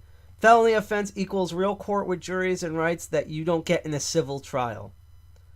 The 3 strikes laws take effect too. You could do life in jail for streaming. Moreover, it means plea deals. Almost no one goes to court because the risk is too high. You never know what a jury will do. You might walk away. If they like you, you might do 5 for 10 for nothing. Doubly so if you're black, and you better believe law enforcement knows an easy target and a quick notch to the belt when they see one. So again, that also might be a thing too, is that a lot of companies might be hoping that hoping, because I bet you anything they're not even going to do. They might do 1 or 2 small streamers just to be like, haha, we mean business, kind of like how they dogged on Kevin Mitnick, even though Kevin Mitnick's a jerk, but the whole point of it. But I think they're more going to go after like Ninja and Dr. Disrespect and PewDiePie. As much as I don't like any of them really. But they're going to go after those because those are the people that have money. Like the people like right below them, like Maximilian dude, who's like one of my favorite streamers of all time, the Sphere Hunter. They're going to go after those because they make an okay amount of money. They're not super rich, but they're not broke either. And they're going to hope that they like settle out of court and then they make that extra money. So this is basically like a mafia scheme done by this stupid senator. And don't worry, we're going to get into how you can combat this in a moment. I called the game to stand to answer questions. Okay, then let's pub EA games on the stand to answer questions about music rights. They paid for the game if they covered streaming then. If I buy any game that says, okay, do stream. I don't know what he means by there. I guess they said that like maybe also the company should like own up to like what have they copyright streaming and be front with that. But again, CD Projekt Red made a bunch of music that was supposed to not trigger the copyright thing because it was unique music that people were allowed to do, and it still triggered it. Just like that What a War show where they actually paid the rights to use that music, but the algorithm still blasted the whole thing anyhow, which cost that group money, into which they sued Twitch, and Twitch used money. So basically no one won but the terrible lawmaker. Let's see. There are stronger laws against IP now than there has been assault or sexual assault. We really need to take a step back and raid the corporate powers in this country. Because somewhere here, because the copyright holders who aren't the same as the creators, that's a good distinction. Just because you hold the copyright doesn't mean you made the thing. That means you own it. Disney, for example, owns a lot of copyright, but they often own copyrights of things they either didn't make or is actually public domain. Have more money to give politicians than assault victims do. The copyright holders really don't care about the details or whether someone actually was or not infringing. They just see the big picture of, quote, need to stop piracy by all means and collateral damage is acceptable. Profits override every other consideration, and both Republicans and Democrats are fully behind this anti-freedom movement, including the president and senators who campaign heavily on false "we will protect your freedom" slogans. That is extremely accurate. Bravo to you. Was it Darnin Bob? Good job, Darnin Bob. I'm going to stop reading the comments now because I'm going to get to the next section, and also I'm hungry and the stove is on. But I just want to let you know here. Also, the EFF has written about this. Carla Glango has written an entire article at the Electronic Frontier Foundation about this. I will post that in chat right now. We just copy the Child's Play thing for later. So I was going to get into a bit more in that, but it's kind of getting late, so we're going to kind of get through this here. Nope, wrong page. Where they kind of go into detail overall about the First Amendment challenge and the Digital Copyright Act and all of that. But I will tell you how you can go through this. So 2 things. One, you know that terrible Tom Tillis person? Tillis is fighting to protect your health and safety. Bullshit. Now if he's putting people in jail. Tillis is fighting to protect your economic future. What? Disney's future? Fuck them. This is the page, and that's the asshole there on the left because I've seen his picture. This is his website where you can directly email him. You have to fill out a form and basically dox yourself. Although, just saying, if you know how to get your email if you know how to get the email directly through the website form by looking at the code, you know, more power to you. I'm not saying I recommend that or I even know how to do that. I'm just saying if you know how to do that and you don't want to dox yourself here with this forum, I have no problems with it. But this is where you can email Tom Tillis and his stupidity. And another thing which I'm going to bring up here is, I'm going to put it on the screen for a little bit. This is his office in Washington, D.C. And I'm not doxing him. This is publicly available information. This is directly on the Washington, D.C. website. And as I said, we went to his website to find his email. So his office is 113 Durkinson, Seattle office building, Washington, D.C. 20510. That's 20510. The phone for that department where he's in is 202-224-6342. That is 202-224-6342. And if you are an ancient person and want to send a fax, or you want to like put some construction paper with some tape and endlessly run it through the fax machine, not saying you should do that, just saying that's something that people do. I may or may have not done that when I was younger to certain dickheads. But if you are an ancient person and you still believe in the fax, quit checking your beeper and you can fax them at 202-228-2563. 228-2563. That is 202-228-2563. So that's how you contact him. You can also look up and contact your local senators and let him know this is a dickhead and please vote no for this because this infringes on my rights in my state. And if you are not defending my rights in my state, guess who's not going to have their seat next year because I'm not voting for you. That's how you're going to get through this. So I'm going to leave. This is going to be shorter section, so we're going to transition from this. This was a whole thing with DMCA, and I hope everyone now understands why we constantly yammer, because I know a lot of people who are like, why should I care, speaking of which, about like sex workers' rights? And it's like, because when they push stuff like this, or when they post like Sopapilla, let's go. Now we're going to get DMCA'd. When they push stuff like that and it sounds like foo-foo crap, like it's just for this fighting game, or it's for these sex workers, or it's for these doorknobs. Eventually this affects the entire internet, because it's the whole thing that they talked about when they went for the Jews, I didn't care when they went for this, and then when they came for me, I had no one to back me because now they're a powerful entity because I just excused them all and thus they gained power. That's what this is. So speaking of sex workers, we're going to go into the next thing here. This is the record law. So there's been this whole other crazy thing going on, which is Pornhub and other websites that are similar to them.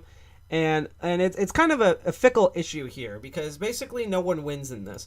The problem is that there is a lot of unverified stuff posted for Pornhub, which is why for a while, if you constantly got like blasted off of YouTube and things like that, a lot of people would go to Pornhub and post there. So there's a lot of like gun organization groups and hacking groups and stuff who would end up posting their stuff on there just because YouTube keeps DMCAing them all the time. And we even debated for a while of making a Pornhub and putting our content there on stuff. We still debate about that to this day. This is going to make this more difficult, though. Basically, the banking system forced Pornhub's in everyone else's hands. Hi, Malcolm Merlin. And so MasterCard and Visa primarily. And also, if you're interested and you like this content, you can click that follow or subscribe button on YouTube. If you're also watching on Twitch D Live, you can follow and hit our follow and like button there, or share, or like our Facebook group if you see us on Facebook. If you do follow us on any of those platforms, I see the little notifications that pop up on different platforms and cheer you on. Also, if you send us lemons, bits, or any of that fun stuff. And also, just to remind real quick again, we are trying to raise money up until the day after New Year's for Child's Play. They're run by the Penny Arcade guys, Gabe and Tycho. We were at PAX East earlier this year talking about video game hacks. Really cool dudes. I've actually met them a couple of times before in person, and before they got super famous and everything. The economics tight, right? The economy's tight right now, but if you could donate like $1, $3, $5, I get the notifications for that little bar goes up. Even if we don't meet anywhere near our goal, all the money goes to what they do for, which is they try to get toys, like video games and stuff, and also assistive equipment such as VR and treadmills and things, and ventilators for kids who are disease sickness like COVID, for kids who've had injuries this holiday, for children who have physical and mental disabilities that really affect their lives, and from safety from domestic abuse.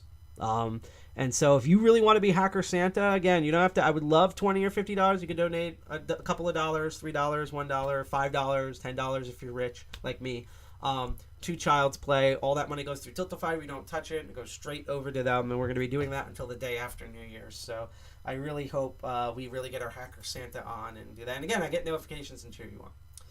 And by the way, you can click that link to donate. If you're on Twitch, there's a little widget you can scroll and check on. But yeah, with Pornhub, MasterCard and Visa, basically end their card use on Pornhub. So what happened a week back is basically they were like, hey, there's too much unverified equipment, and this is an actual real problem, because that means there will be CP. If you don't know what CP is, look it up. Does not stand for Child's Play, but it's close. It's kind of like the bad version of Child's Play. Let's put it that way. But like there's hidden CP on there. There's things where people have been like, there's honest to God sex workers that like put their content on OnlyFans and people rip them and put them directly on Pornhub, so they're not getting any money. It's not like they're a company. They're just some person from Montana, that you're screwing over. Big companies would do that a lot too. They would rip content from independent pornography creators and then host them on their thing as if they made that content, you know. Again, but the DMCA did not even affect because, ew, it's porn. They should all suffer. That's how our U.S. government sees this. And so that is an issue. And Pornhub, because they're a bloated mess, because they're too busy trying to adopt the terrible cryptocurrency of Verge and try to sell this, honestly should have did measures a long time ago to like verify content and, you know, not cheat people out of their livelihood. So because of all of that, as well as just personal terrible business reasons such as ill porn and, hey, we can try and negotiate a better deal by being assholes, MasterCard and Visa ended their card use on Pornhub. And what that ended up doing was that ended up causing Pornhub to finally put in all the stuff too late, which means there was millions of videos and content, including stuff that was verified by accident, that was purged. And so basically Pornhub not only hurt its business, it's lost confidence of people. For example, all those hacker videos, gone. All those Second Amendment videos, whether you agreed with them or not, gone. All of those, like, you know, like, hey, we're protesting Donald Trump videos, like, even, like, protesting Donald Trump porn on porn, gone. Because it was all unverified. They were just uploaded like the way you would upload YouTube, and there's that instant reward again. And again, it's mixed feelings, because, again, Pornhub should have been putting in measures, and hackers have been telling them measures and trying to do disclosures that they would constantly ignore to fix this stuff, but the problem is it's like this is it's kind of like the same way we're dead serious. Like, Iran is not a great country. They've done a lot of terrible and unscrupulous things, but that doesn't mean that A, we should just bomb every single living citizen there, and two, that also doesn't mean that, you know, we need to, like, we should be evil to Iran, somehow excuse Saudi Arabia, who actually had direct involvement in September 11th. That's not a conspiracy theory. That's an actual document thing.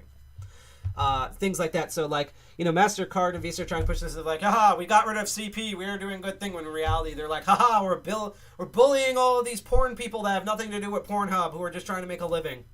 And, like, this is that type of thing where this is why sex workers in particular feel very alone, because they don't really have anyone to support them. That's why we're out there to support them. We're hackers. We know what it's like. Again, we got banned from freaking Chatterbait for being hackers. Like, we know what it's like, where it's just, hi, I'm a hack, door slamming face. So, like, no one wins by that, and that's why we try to support them. We also try to support them where even if we didn't like sex workers, which we do, and they often get into they legit learn a lot of coding and hacking stuff and become, like, the best allies and things. So even if we somehow were being selfish about this, if Master and Visa Card can do this, imagine if MasterCard and Visa was like, you know what, COPPA, the Sesta Fosta of YouTube, basically, doesn't go far enough. We're going to remove all payment functions on YouTube until they make the site way more restrictive than it already is. And then YouTube in compliance bans, like, everyone, whether you like them or not. ContraPoints, banned. ThoughtsLine, banned. Vosh, banned. Even though I would celebrate this one, the Quarterlink, banned. CNN, banned. You know, just everything banned except for, like, Game Theory, of course, because they're the worst people. You know, imagine that. Or, like, with the Twitch thing, imagine that, okay, this is a test run. This worked against pornography. Hey, you know what? You didn't sign in that law that said that copyright material should go to jail. So guess what? MasterCard and Vista are I'm going to say GitHub. Not probably them too because of Microsoft. PayPal are going to pull out of Twitch so that way Twitch can't pay any of its streamers. Do you know how crazy Twitch would go? Do you know how many people would get banned overnight? Do you know how many people's, like, souls would be sold away even further than they already are with the Twitch contracts because of this? Like, this is an obvious, like, that's coming next. Like, I know that's coming next. We're already getting, like, weird stuff with Twitch. Again, we didn't prevent DMCA stuff a couple years ago, so it's buying us, like, you streamers and everyone in the ass now, and us too.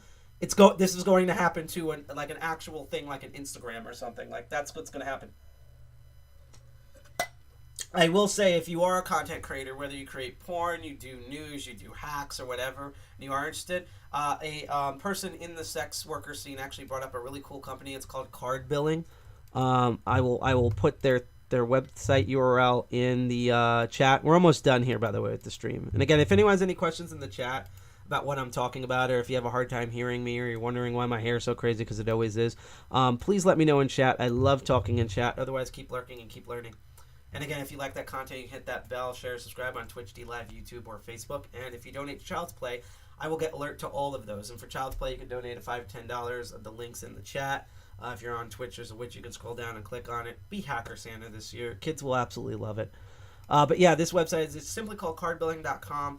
And what's really cool about them is they work with Vista and MasterCard and all the major payments, including spots in Europe. As you can see, they also work with the Adult Video Network and XBiz. So it's like, so wait a minute. So Pornhub, they couldn't do that, but for them, they could do. How does that work? Well, one, because they're a legal they are a legal operation, and the second thing is they actually route all of their card stuff through the Netherlands, and the Netherlands have really strict laws about like privacy and being open and stuff like that. So if you are a creator and you're sick and tired of like Stripe or PayPal and all this stuff, but you still want people to be able to use like Vista and MasterCard, and you're concerned about your privacy and you're worried about your business getting like shot in the back because you sell like red teaming hardware tools online or lockpicks or whatever, or cool DEFCON group t-shirts, check out billing.credit card. They're a legit source, and just wanted to point that. Someone just wrote in here, I'm a Republican but voted Biden. Oh wow, you're dropping a lot of stuff here. I'm choose to be gay when I was 11, and it's been tough for my family to accept. I couldn't vote against my own interests anymore. I'll put it this way, I was never Republican, but I know exactly how you feel, because I wrestle with this all the time with the established Dems. In fact, it's kind of crazy to think that Biden, an established Dem, is normal, because we've had like Bill Clinton, Bush, and not Obama. Well, Obama carried a bunch of other things, but I thought he was mostly mellow. He just carried a bunch of stuff over that I didn't like. But like Bill Clinton, Bush, and Trump, that like Biden is normal. Like, that's just boggles my mind. It's like finding out like a kick in the balls is the least worst thing that could happen to you. You know how crazy that is? Second thing, I want to clarify that you can believe what you can believe, but you are either gay or you're some sexuality. You didn't choose that. That's who you are.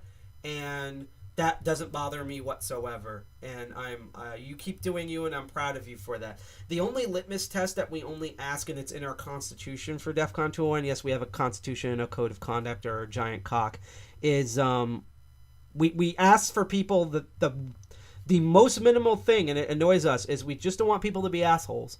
And not in like the, I use Vim, I use Emacs. Like, that's funny. But, like the, human beings shouldn't have rights. Like that, that's being an asshole. Or like, hey, I'm just going to keep talking about Arch Linux until I'm literally screaming at you even though you're a 6-year-old child. Like, that being an asshole. And for some reason, 90%, and I'm being generous, 90% of all humanity fails at that. Whether you're a man or a woman or non-binary, a Republican, a Democrat, a Libertarian, a Green, rich or poor, most humans fail that test. And so I find it really sad personally, and I guess to an extent, to some degree, at DEFCON 201, although we'd have to vote on this, but I think everyone would agree, that everyone's so concerned about who uses like what bathroom, but nobody like is concerned that no one can eat. Like, in the suburbs, no one can eat. And like, we have no medicine. Like, North Korea has more medicine than we do, and they're shitty. They are the definition of the shithole country. So, like, that's the part that boggles us. If it's small problem, everyone freaks out. When it's a large problem, like going to jail for playing music, or like wearing plaid and getting shot in the face instantly, suddenly that's normal, and we don't get it. Also, to note, which is interesting, I believe that's JPC. I think that's a Japanese card company, so that's weird. I know they also accept some European cards here, but just putting through that. But yeah, and also, he's not my first pick, or any pick really, but thank you for voting for Biden. Now what we have to do is, he's already trying to push some bullshit. We need to look out for stuff and make sure he doesn't keep pushing bullshit. That's all we need to do, because as soon as there's like a little bit of bullshit, everyone's going to make any tiny bit of bullshit, no matter how small it is, because there's some big stuff that is bullshit, but any tiny stuff into a horse hill, and then we're going to have some new established Dem or Republican come in and being all ha ha ha ha, and then be worse than Trump but actually have a personality, and then we get to go through hell again, just like we did with Bill Clinton, Ronald Reagan, Nixon. I'm missing an old one, like a super old one. What's his name? Well, Herbert Hoover kind of counts. What's his name? Iverson, something like that. Anyhow, one of them, and Trump. thank you, Creature Nicks. Happy holidays. Again, if you want to know about Friday, you can like and follow us. And thank you for watching the stream. I appreciate that. We're actually almost done here. But I just want to mention card billing, and I just wanted to get all that stuff out of the way. Again, sorry to kind of go off topic, and even though we list this under politics, I hate sounding like super political on here. Just because honestly, I'd rather talk about video games and cool hacks. It's not that I'm like, oh, politics doesn't care. It's just I'd rather be talking about that, because usually when I'm talking about politics, it's like, people where it's like, I don't think people should eat food, and I'm making this political, and that's what we end up talking about instead of like, this is why we don't have nice things. So yeah, take care, Creature Nicks. I don't know if you're caught in the blizzard, because I don't know where you are, but if you're in America or anywhere near us, because I can hear the snowflakes hitting the window outside, and that's just the Trump people crying. Stay safe, and hopefully we'll see you this Friday on the 18th. So the other last thing I want to bring up here in terms of censorship, and it's related against sex workers, but it's a big deal here, is that Instagram has all these new... So in December 20th, Instagram is redoing their TOS. Now, this always happens. There's always like a new TOS, and then there's some rule where it's like, you can't wear red sneakers anymore, and people are like, blah, blah, blah.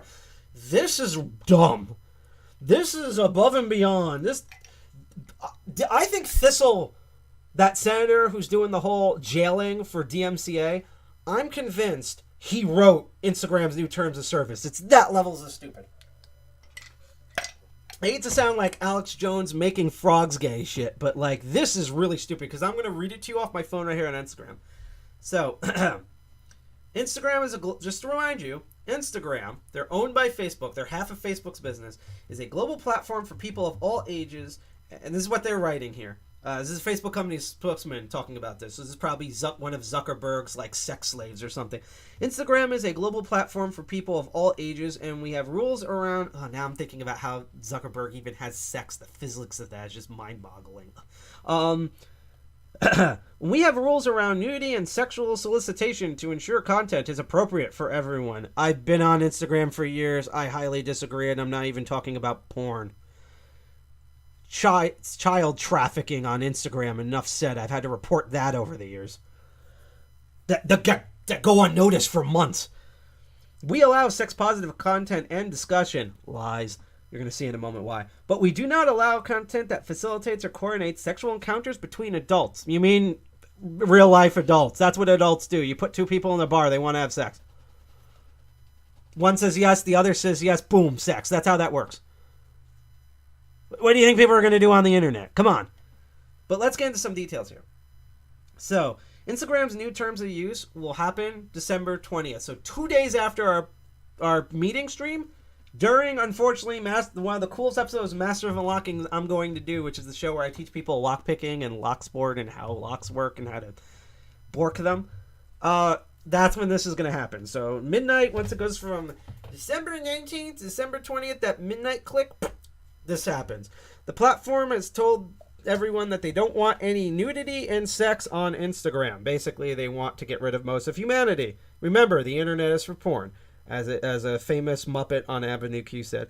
As they feel there are already many places online where people can be displayed and found, and they apparently have never seen rules for Twitter. Apparently, they've never seen Tumblr, because, remind you, this is how Tumblr lost their business. They ejected all the porn, and then Tumblr became such a shell of itself that was originally bought for $1 billion, and they sold it for literally peanuts to Verizon. Like, that's how bad it went, and still hasn't recovered. And OnlyFans is becoming absolutely terrible as it's become gentrified. I know. Don't ask me how I know this. Do ask me how I know this. I am on there. No, you probably won't find me. If you do, just say hi. I don't have any porn on there. I just like following people and keeping in touch. That's how I know honestly, that's how I know when a lot of activist stuff has happened, such as this. Their quote refers to, quote, sexual encounters, unquote, between adults, but a lot of users targeted by censorship, such as pole dancers, sex workers, educators, and erotic artists, do not post any sexual encounters, just sexy stuff. You can't even post nudity on Instagram, just like a bikini or like, here's my butt. And yes, that's why you left Tumblr, yeah, because, yeah, you weren't even doing porn. But again, once they hit porn, they're going to hit everything else. They're going to hit musicians next. They're going to hit computer people next. They're going to hit, until they get to the frickin', what are those idiots on YouTube? Until they hit the frickin', not Pauly Shore, what are they called? Oh, what's those two white guy idiots that throw pool parties and gets in trouble? What are they called again? That's like every popular person on YouTube, by the way. But yeah, until they hit like those like Hoboken lugheads, and they're so dense that they basically like, hey, do you want $100 to shut up? And then they don't do anything. What do Instagram's new terms of service means for accounts posting sexual stuff? It appears that nudity and solicitation guidelines are the same before. Again, why are they updating this? It's exactly the same, but here's what's different. This means that actions taken on content that violates both criteria 1, offering or asking for sex. What if you want to ask your girlfriend to hook up? That's your girlfriend you're dating. Hey, do you want to come over and do a quickie? You know, like that's your girlfriend or your wife. What? And 2, suggestive elements. That's a lot on Twitch. To me, the suggestive elements are all the stupid ads they put on there. Also, what does Wish.com do?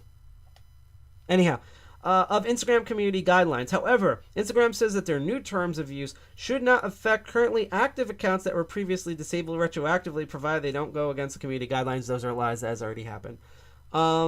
The following statement from Instagram's new terms of service appears contentious. Here's the big problem. We must not have previously not previously disabled your account for violations or law of any of our policies. What does Instagram new terms of service means for accounts posting sexy stuff? Instagram has told the community that disabled accounts will remain disabled. They added accounts that are currently active and will only be disabled if they violate the guidelines, which should mean that unless you do something that they're not happy with, your account will disappear on the 20th. Remains to be seen if that's the case. What's Instagram, Facebook stance on why is this problematic? The users bearing the brunt of Instagram's increasing crackdown on nudity, sex workers, artists, performance activists have already been disappropriately affected by the pandemic. Even before the pandemic, they were disappropriately affected, but now they're super affected. Many can only work/promote their work via social media now, instead of like being at like for example, there's a bar that a lot of us go to in Brooklyn called Lucky 13s. Unfortunately, they're closed now due to the COVID laws again, because it's Groundhog's Day again. And like I have a lot of friends there, and that's actually how I initially found out about the bar, who are go-go dancers, and they go there. And I go there, and it's awesome drinks, and the people who run there are these amazing cool bikers, and they have awesome metal shows, and I get to play Nintendo Switch there, or hack computers there while metal shows are going on, and there's booty in my face as I eat awesome food and drink awesome beer. Why wouldn't I like this bar? And that's just me, you know? It's, if you're not into that, it's fine. I'm just saying that's where I meet people. And I've met a bunch of hackers that way, too. You know? Like, this is just a communal thing. So now they can only, instead of being at like a thing like a bar or a club or something, they now have to, they're entirely reliant on the internet. Our backbone, the place we were supposed to shepherd, that got hijacked by all these gentrified people in InfoSec. Not InfoSec, the gentrified people in InfoSec. And I'll even go out to the gentrified people in the open source community. I'm looking at you, 3-letter organization that's so Puritan it would make Microsoft blush. So now they can only work primarily on social media. Deplatforming any of them on any platform will affect their livelihood, safety, and mental health. In the same way where, I mean, we don't make any money off of Twitch, but there's a lot of people on Twitch where, like, you know, you say, oh, that's porn. Now imagine if, like, Ninja gets deplatformed. What if you run a live stream on Instagram and that's your main source? You've done so well on it that, like, that's your main source of money. That's how you put your kid through school, or that's how you know, pay for Shodan and stuff. And then they just deplatform you because they thought that your parentheses in your code was the outline of a butt, and you can't even argue against that. You know? Censorship or nudity and sexual activity isn't applied equally on Instagram, but this is true. Celebrities can post from strip clubs, but strippers at that club posting a tamer picture might be deleted. I also noticed that if you are like a celebrity, if you have more than like 100,000 views, like you have 1 million views and you're like one of the Kardashians, and you just post like your cooch on Instagram, they will never take that offline because you're a celebrity, and they think that it's the same reason, for example, why as much as Facebook has violated terms of service, because they've kicked off world leaders on Instagram. It's not even an American thing, because they kicked off US. You saw that where they banned US senators. The president doesn't have any protection under Twitch.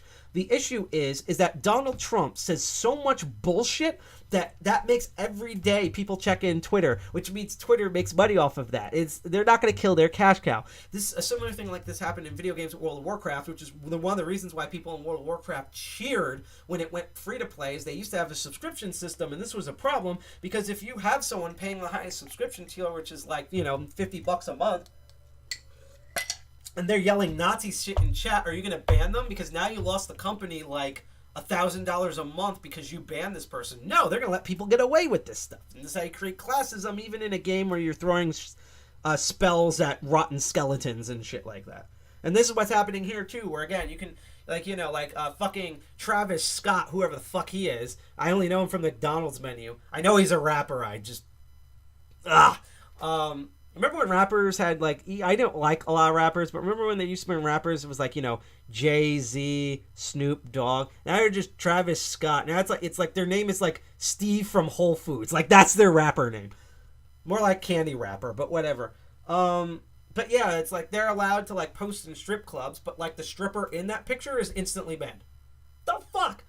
So that's a whole issue. And similarly, while many users find the harassment through illicit dick pics or abusive VM isn't taken down, their picture depicting nudity are. So yeah, if you're a man or a woman and you're like sending someone constant like vajay pics or dick pics and like saying like I have your hair, I want to clone you and stuff like that, you never get punished. But you know, you post like you breastfeeding your kid, instant ban. Hey, I'm wearing a shirt. It's not even a sex. I'm wearing a t-shirt.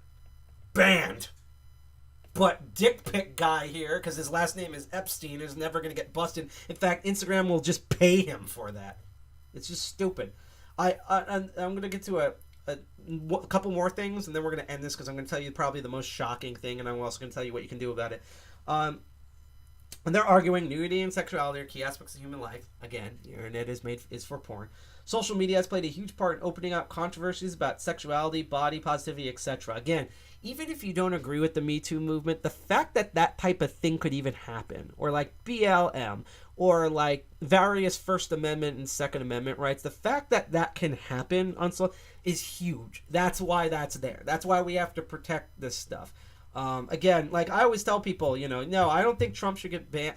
Well, he probably should under Twitter's own terms of services, but I don't think he should be banned. I honestly think we should just be able to. I actually hate that you can now set it so you can't reply to shit, because I think everyone should just ridicule him at the end of time, you know? Again, a lot of people keep thinking that the First Amendment, people think the First Amendment is a vault door, when in reality it's a revolving door. It swings both ways. It's like me, it swings both ways. But there's that.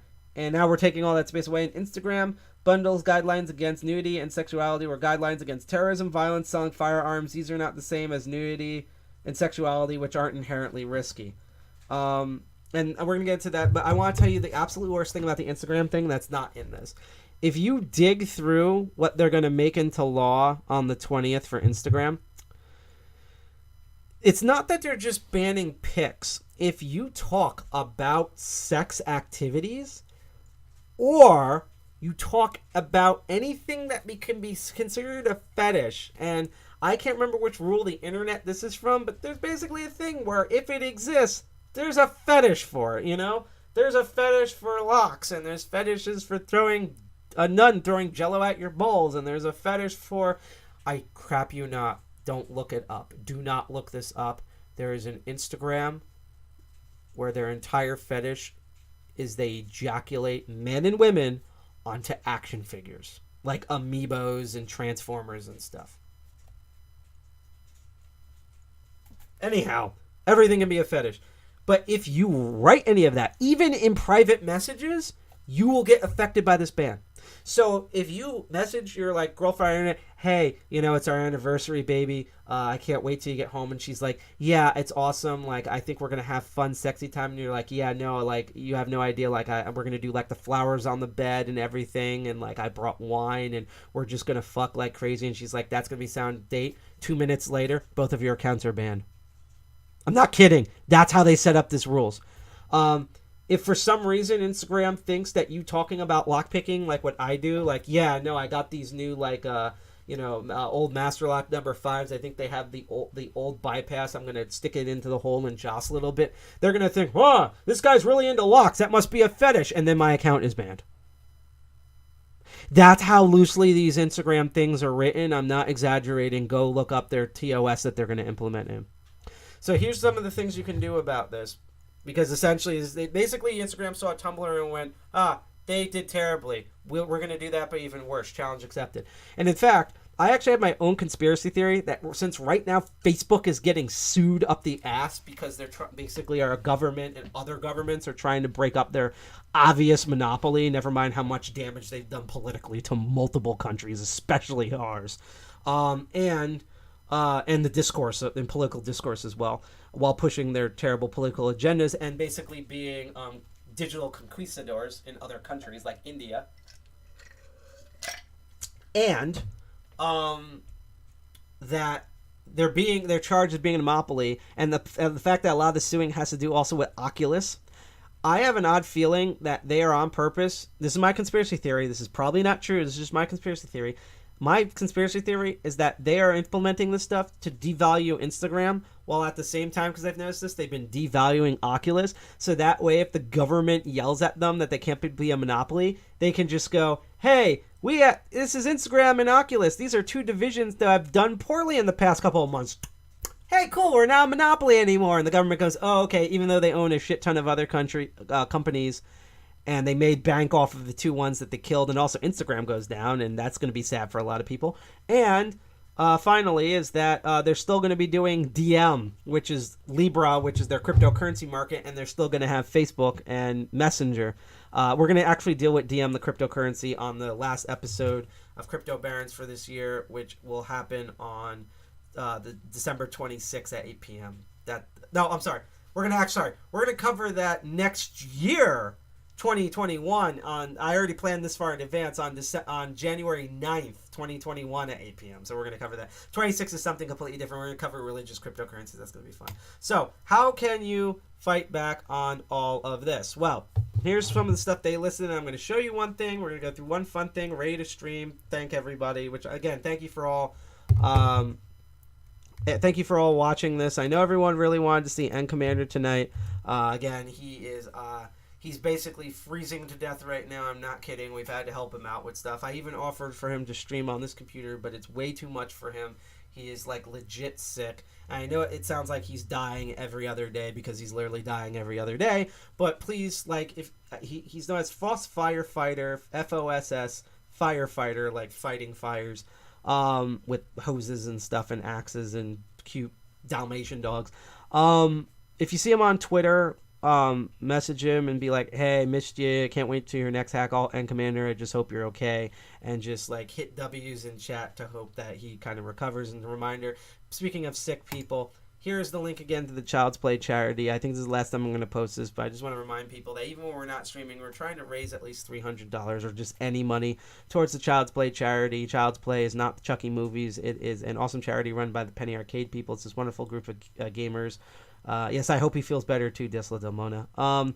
Where we're trying to get fun games and assistive gear such as treadmills, VR headsets, and stuff like that to kids who have contracted things like, and ventilators for children who have contracted things like COVID-19, who have gone through physical horrific injuries, who have severe mental and physical disabilities, as well as kids who have girls and boys and non-binary kids who have, or trans kids, just any kid, anyone that's under 18 who has suffered from domestic abuse of all types. So if you want to be Hacker Santa, I'd love $50 to like $1 billion, but if you have $5, $3, $1, $10, if you're rich like me, and have the Statler shirt, Radio Statler, that's a whole other thing for Hackers on Planet Earth. I'm going to really have to help them next year.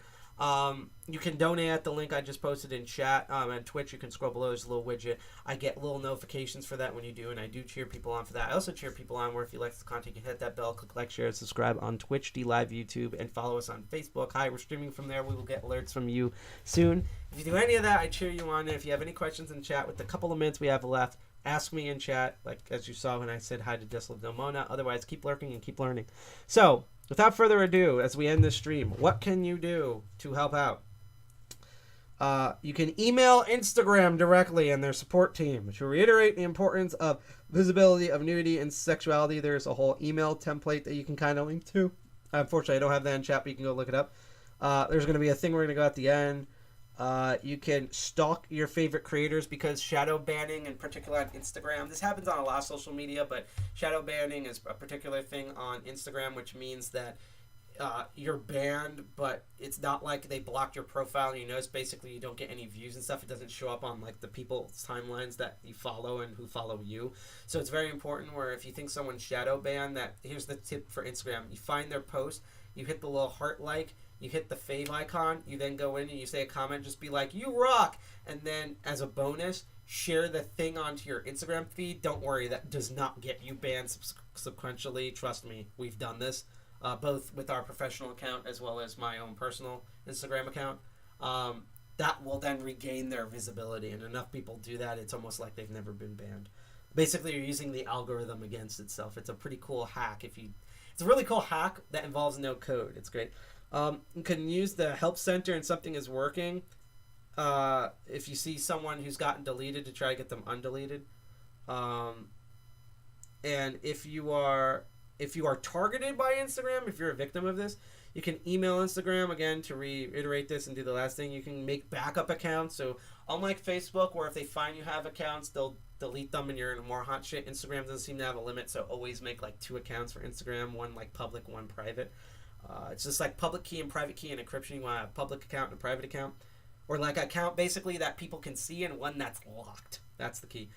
Looked out for journal requests on this topic. So you're going to look up journalists and you want to reach out to journalists about this if you're someone who has been shadow banned on Instagram or are concerned about this.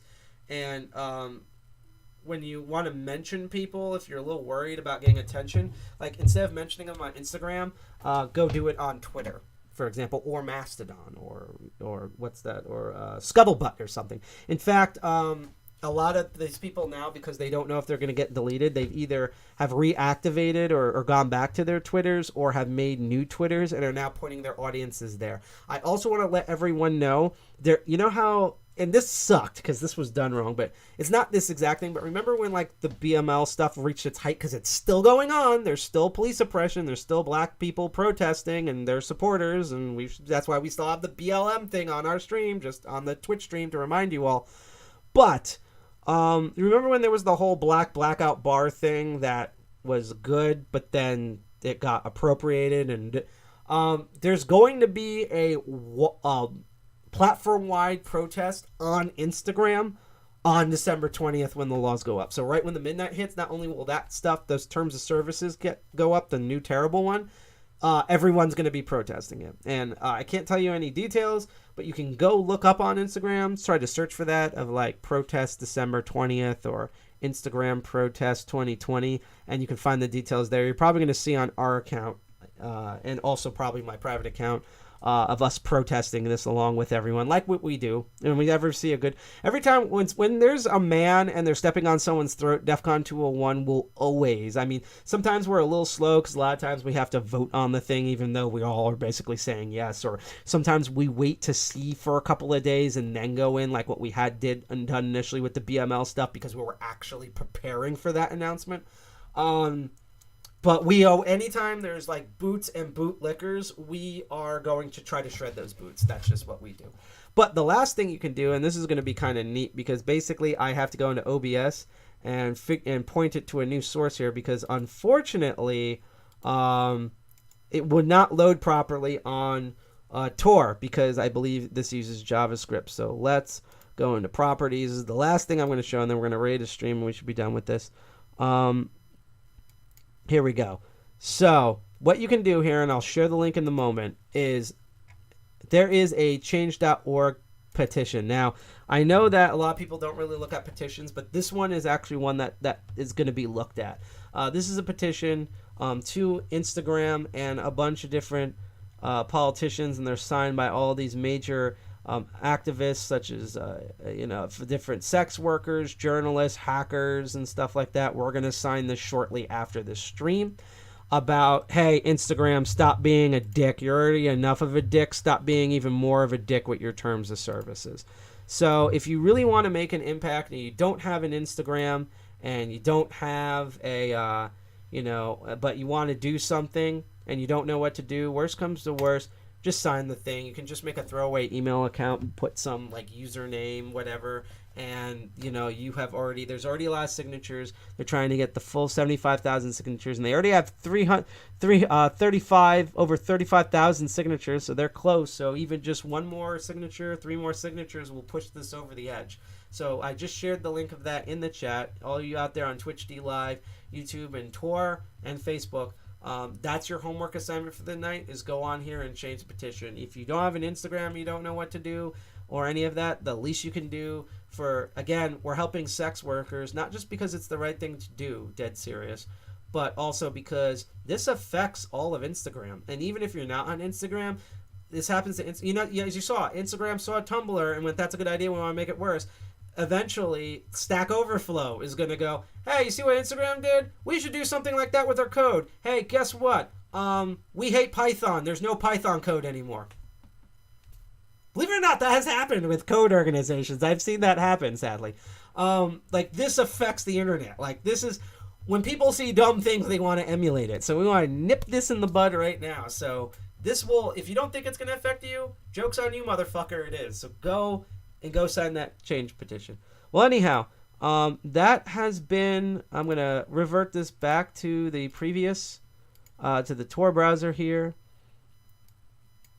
That has been this special live stream. Again, I want to thank anyone, especially if you've donated to the charity. I want to thank you for that. I want to thank you for anyone who's followed, and I want to thank for everyone who's been in chat. Thank you, especially if you spoke in chat, but even if you didn't spoke in chat, thank you for watching this for this long. Again, I know how most of you really, really wanted to see End Commander tonight. Unfortunately, again, he is super out of it. It wasn't his choice, literally, the blizzard. And trust me, if you look it up, we've been retweeting this. The blizzard has been crazy. We're fine because we're crazy assholes, and we had heat in here and food, and we bought a new shovel of a type of shovel that I really like using. But unfortunately, he wasn't in the same situation, and there was physical and health stuff and everything just went to kaput. So right now what we're doing is I'm quickly looking this. I'm just seeing, I always initially look who we're following, and we're going to forward it to someone. There's Hasanabi, who's a very political person that one day we're going to have on the show, hopefully, is streaming. We might go to him. Let's see, Reducing Sidney Coleman from Purgatory. Oh, that's a good title. Because I kind of want to, we've been talking about policy stuff. I kind of want to go to some sort of direct tech thing. Hi, thanks to someone. Compilers. I hope you're able to sign change. It's okay if you can't sign it, but if you're able to sign that change petition, and we posted the link in chat, I really hope you can. Also, again, I just want to mention one last link is the Child's Play. Even if we're not streaming, you can donate $1 or $3 to it. You'll make a kid's day. You'll basically get to be Secret Hacker Santa, and I can't think of the best thing to do is to have some disabled or a sick kid or some abused kid who gets to have a slightly better going into 2021 than all of 2020, which I think all of us can relate to. So we have compilers here. We have Refactoring the Go compiler. I wonder if Johnny Xmas is streaming. Oh, Silver Spook is streaming. That's funny because he's going to be on our thing tomorrow. We might invade him, so you get a preview. There's a poor asshole doing JavaScript. My condolences, for real. This is weird because I thought maybe Johnny Xmas streamed earlier, and I guess I went for so long I didn't realize that we missed it. Maybe one day we'll raid the kitten cam. I don't know. Should we do kittens? Oh, one of my friends is live streaming. She's a sex worker. We might see her stream. You know what? Silver Spook we're going to see tomorrow, and there's a bunch of code stuff, but honestly for the special, we were talking about sex workers and people who are directly affected about this even more than hackers.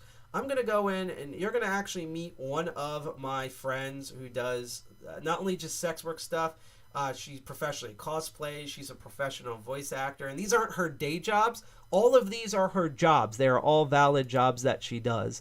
And she's a really awesome person, and she's hilarious. She does a lot of Among Us lewds and proper cosplays, and proper, somehow lewds are not proper. Lewds are always proper to me. And we're going to go and we're going to raid her stream. So even though it's not the most technical thing, I mean, we kind of covered tech, but that's why we slanted this into politics. We're going to put the poll and licks back in politics, and we're going to go see my awesome friend here. We're going to raid her stream, and so I hope all of you on Twitch get to stick around, and we are going to raid in a couple of seconds. So again, I wanted to thank everyone.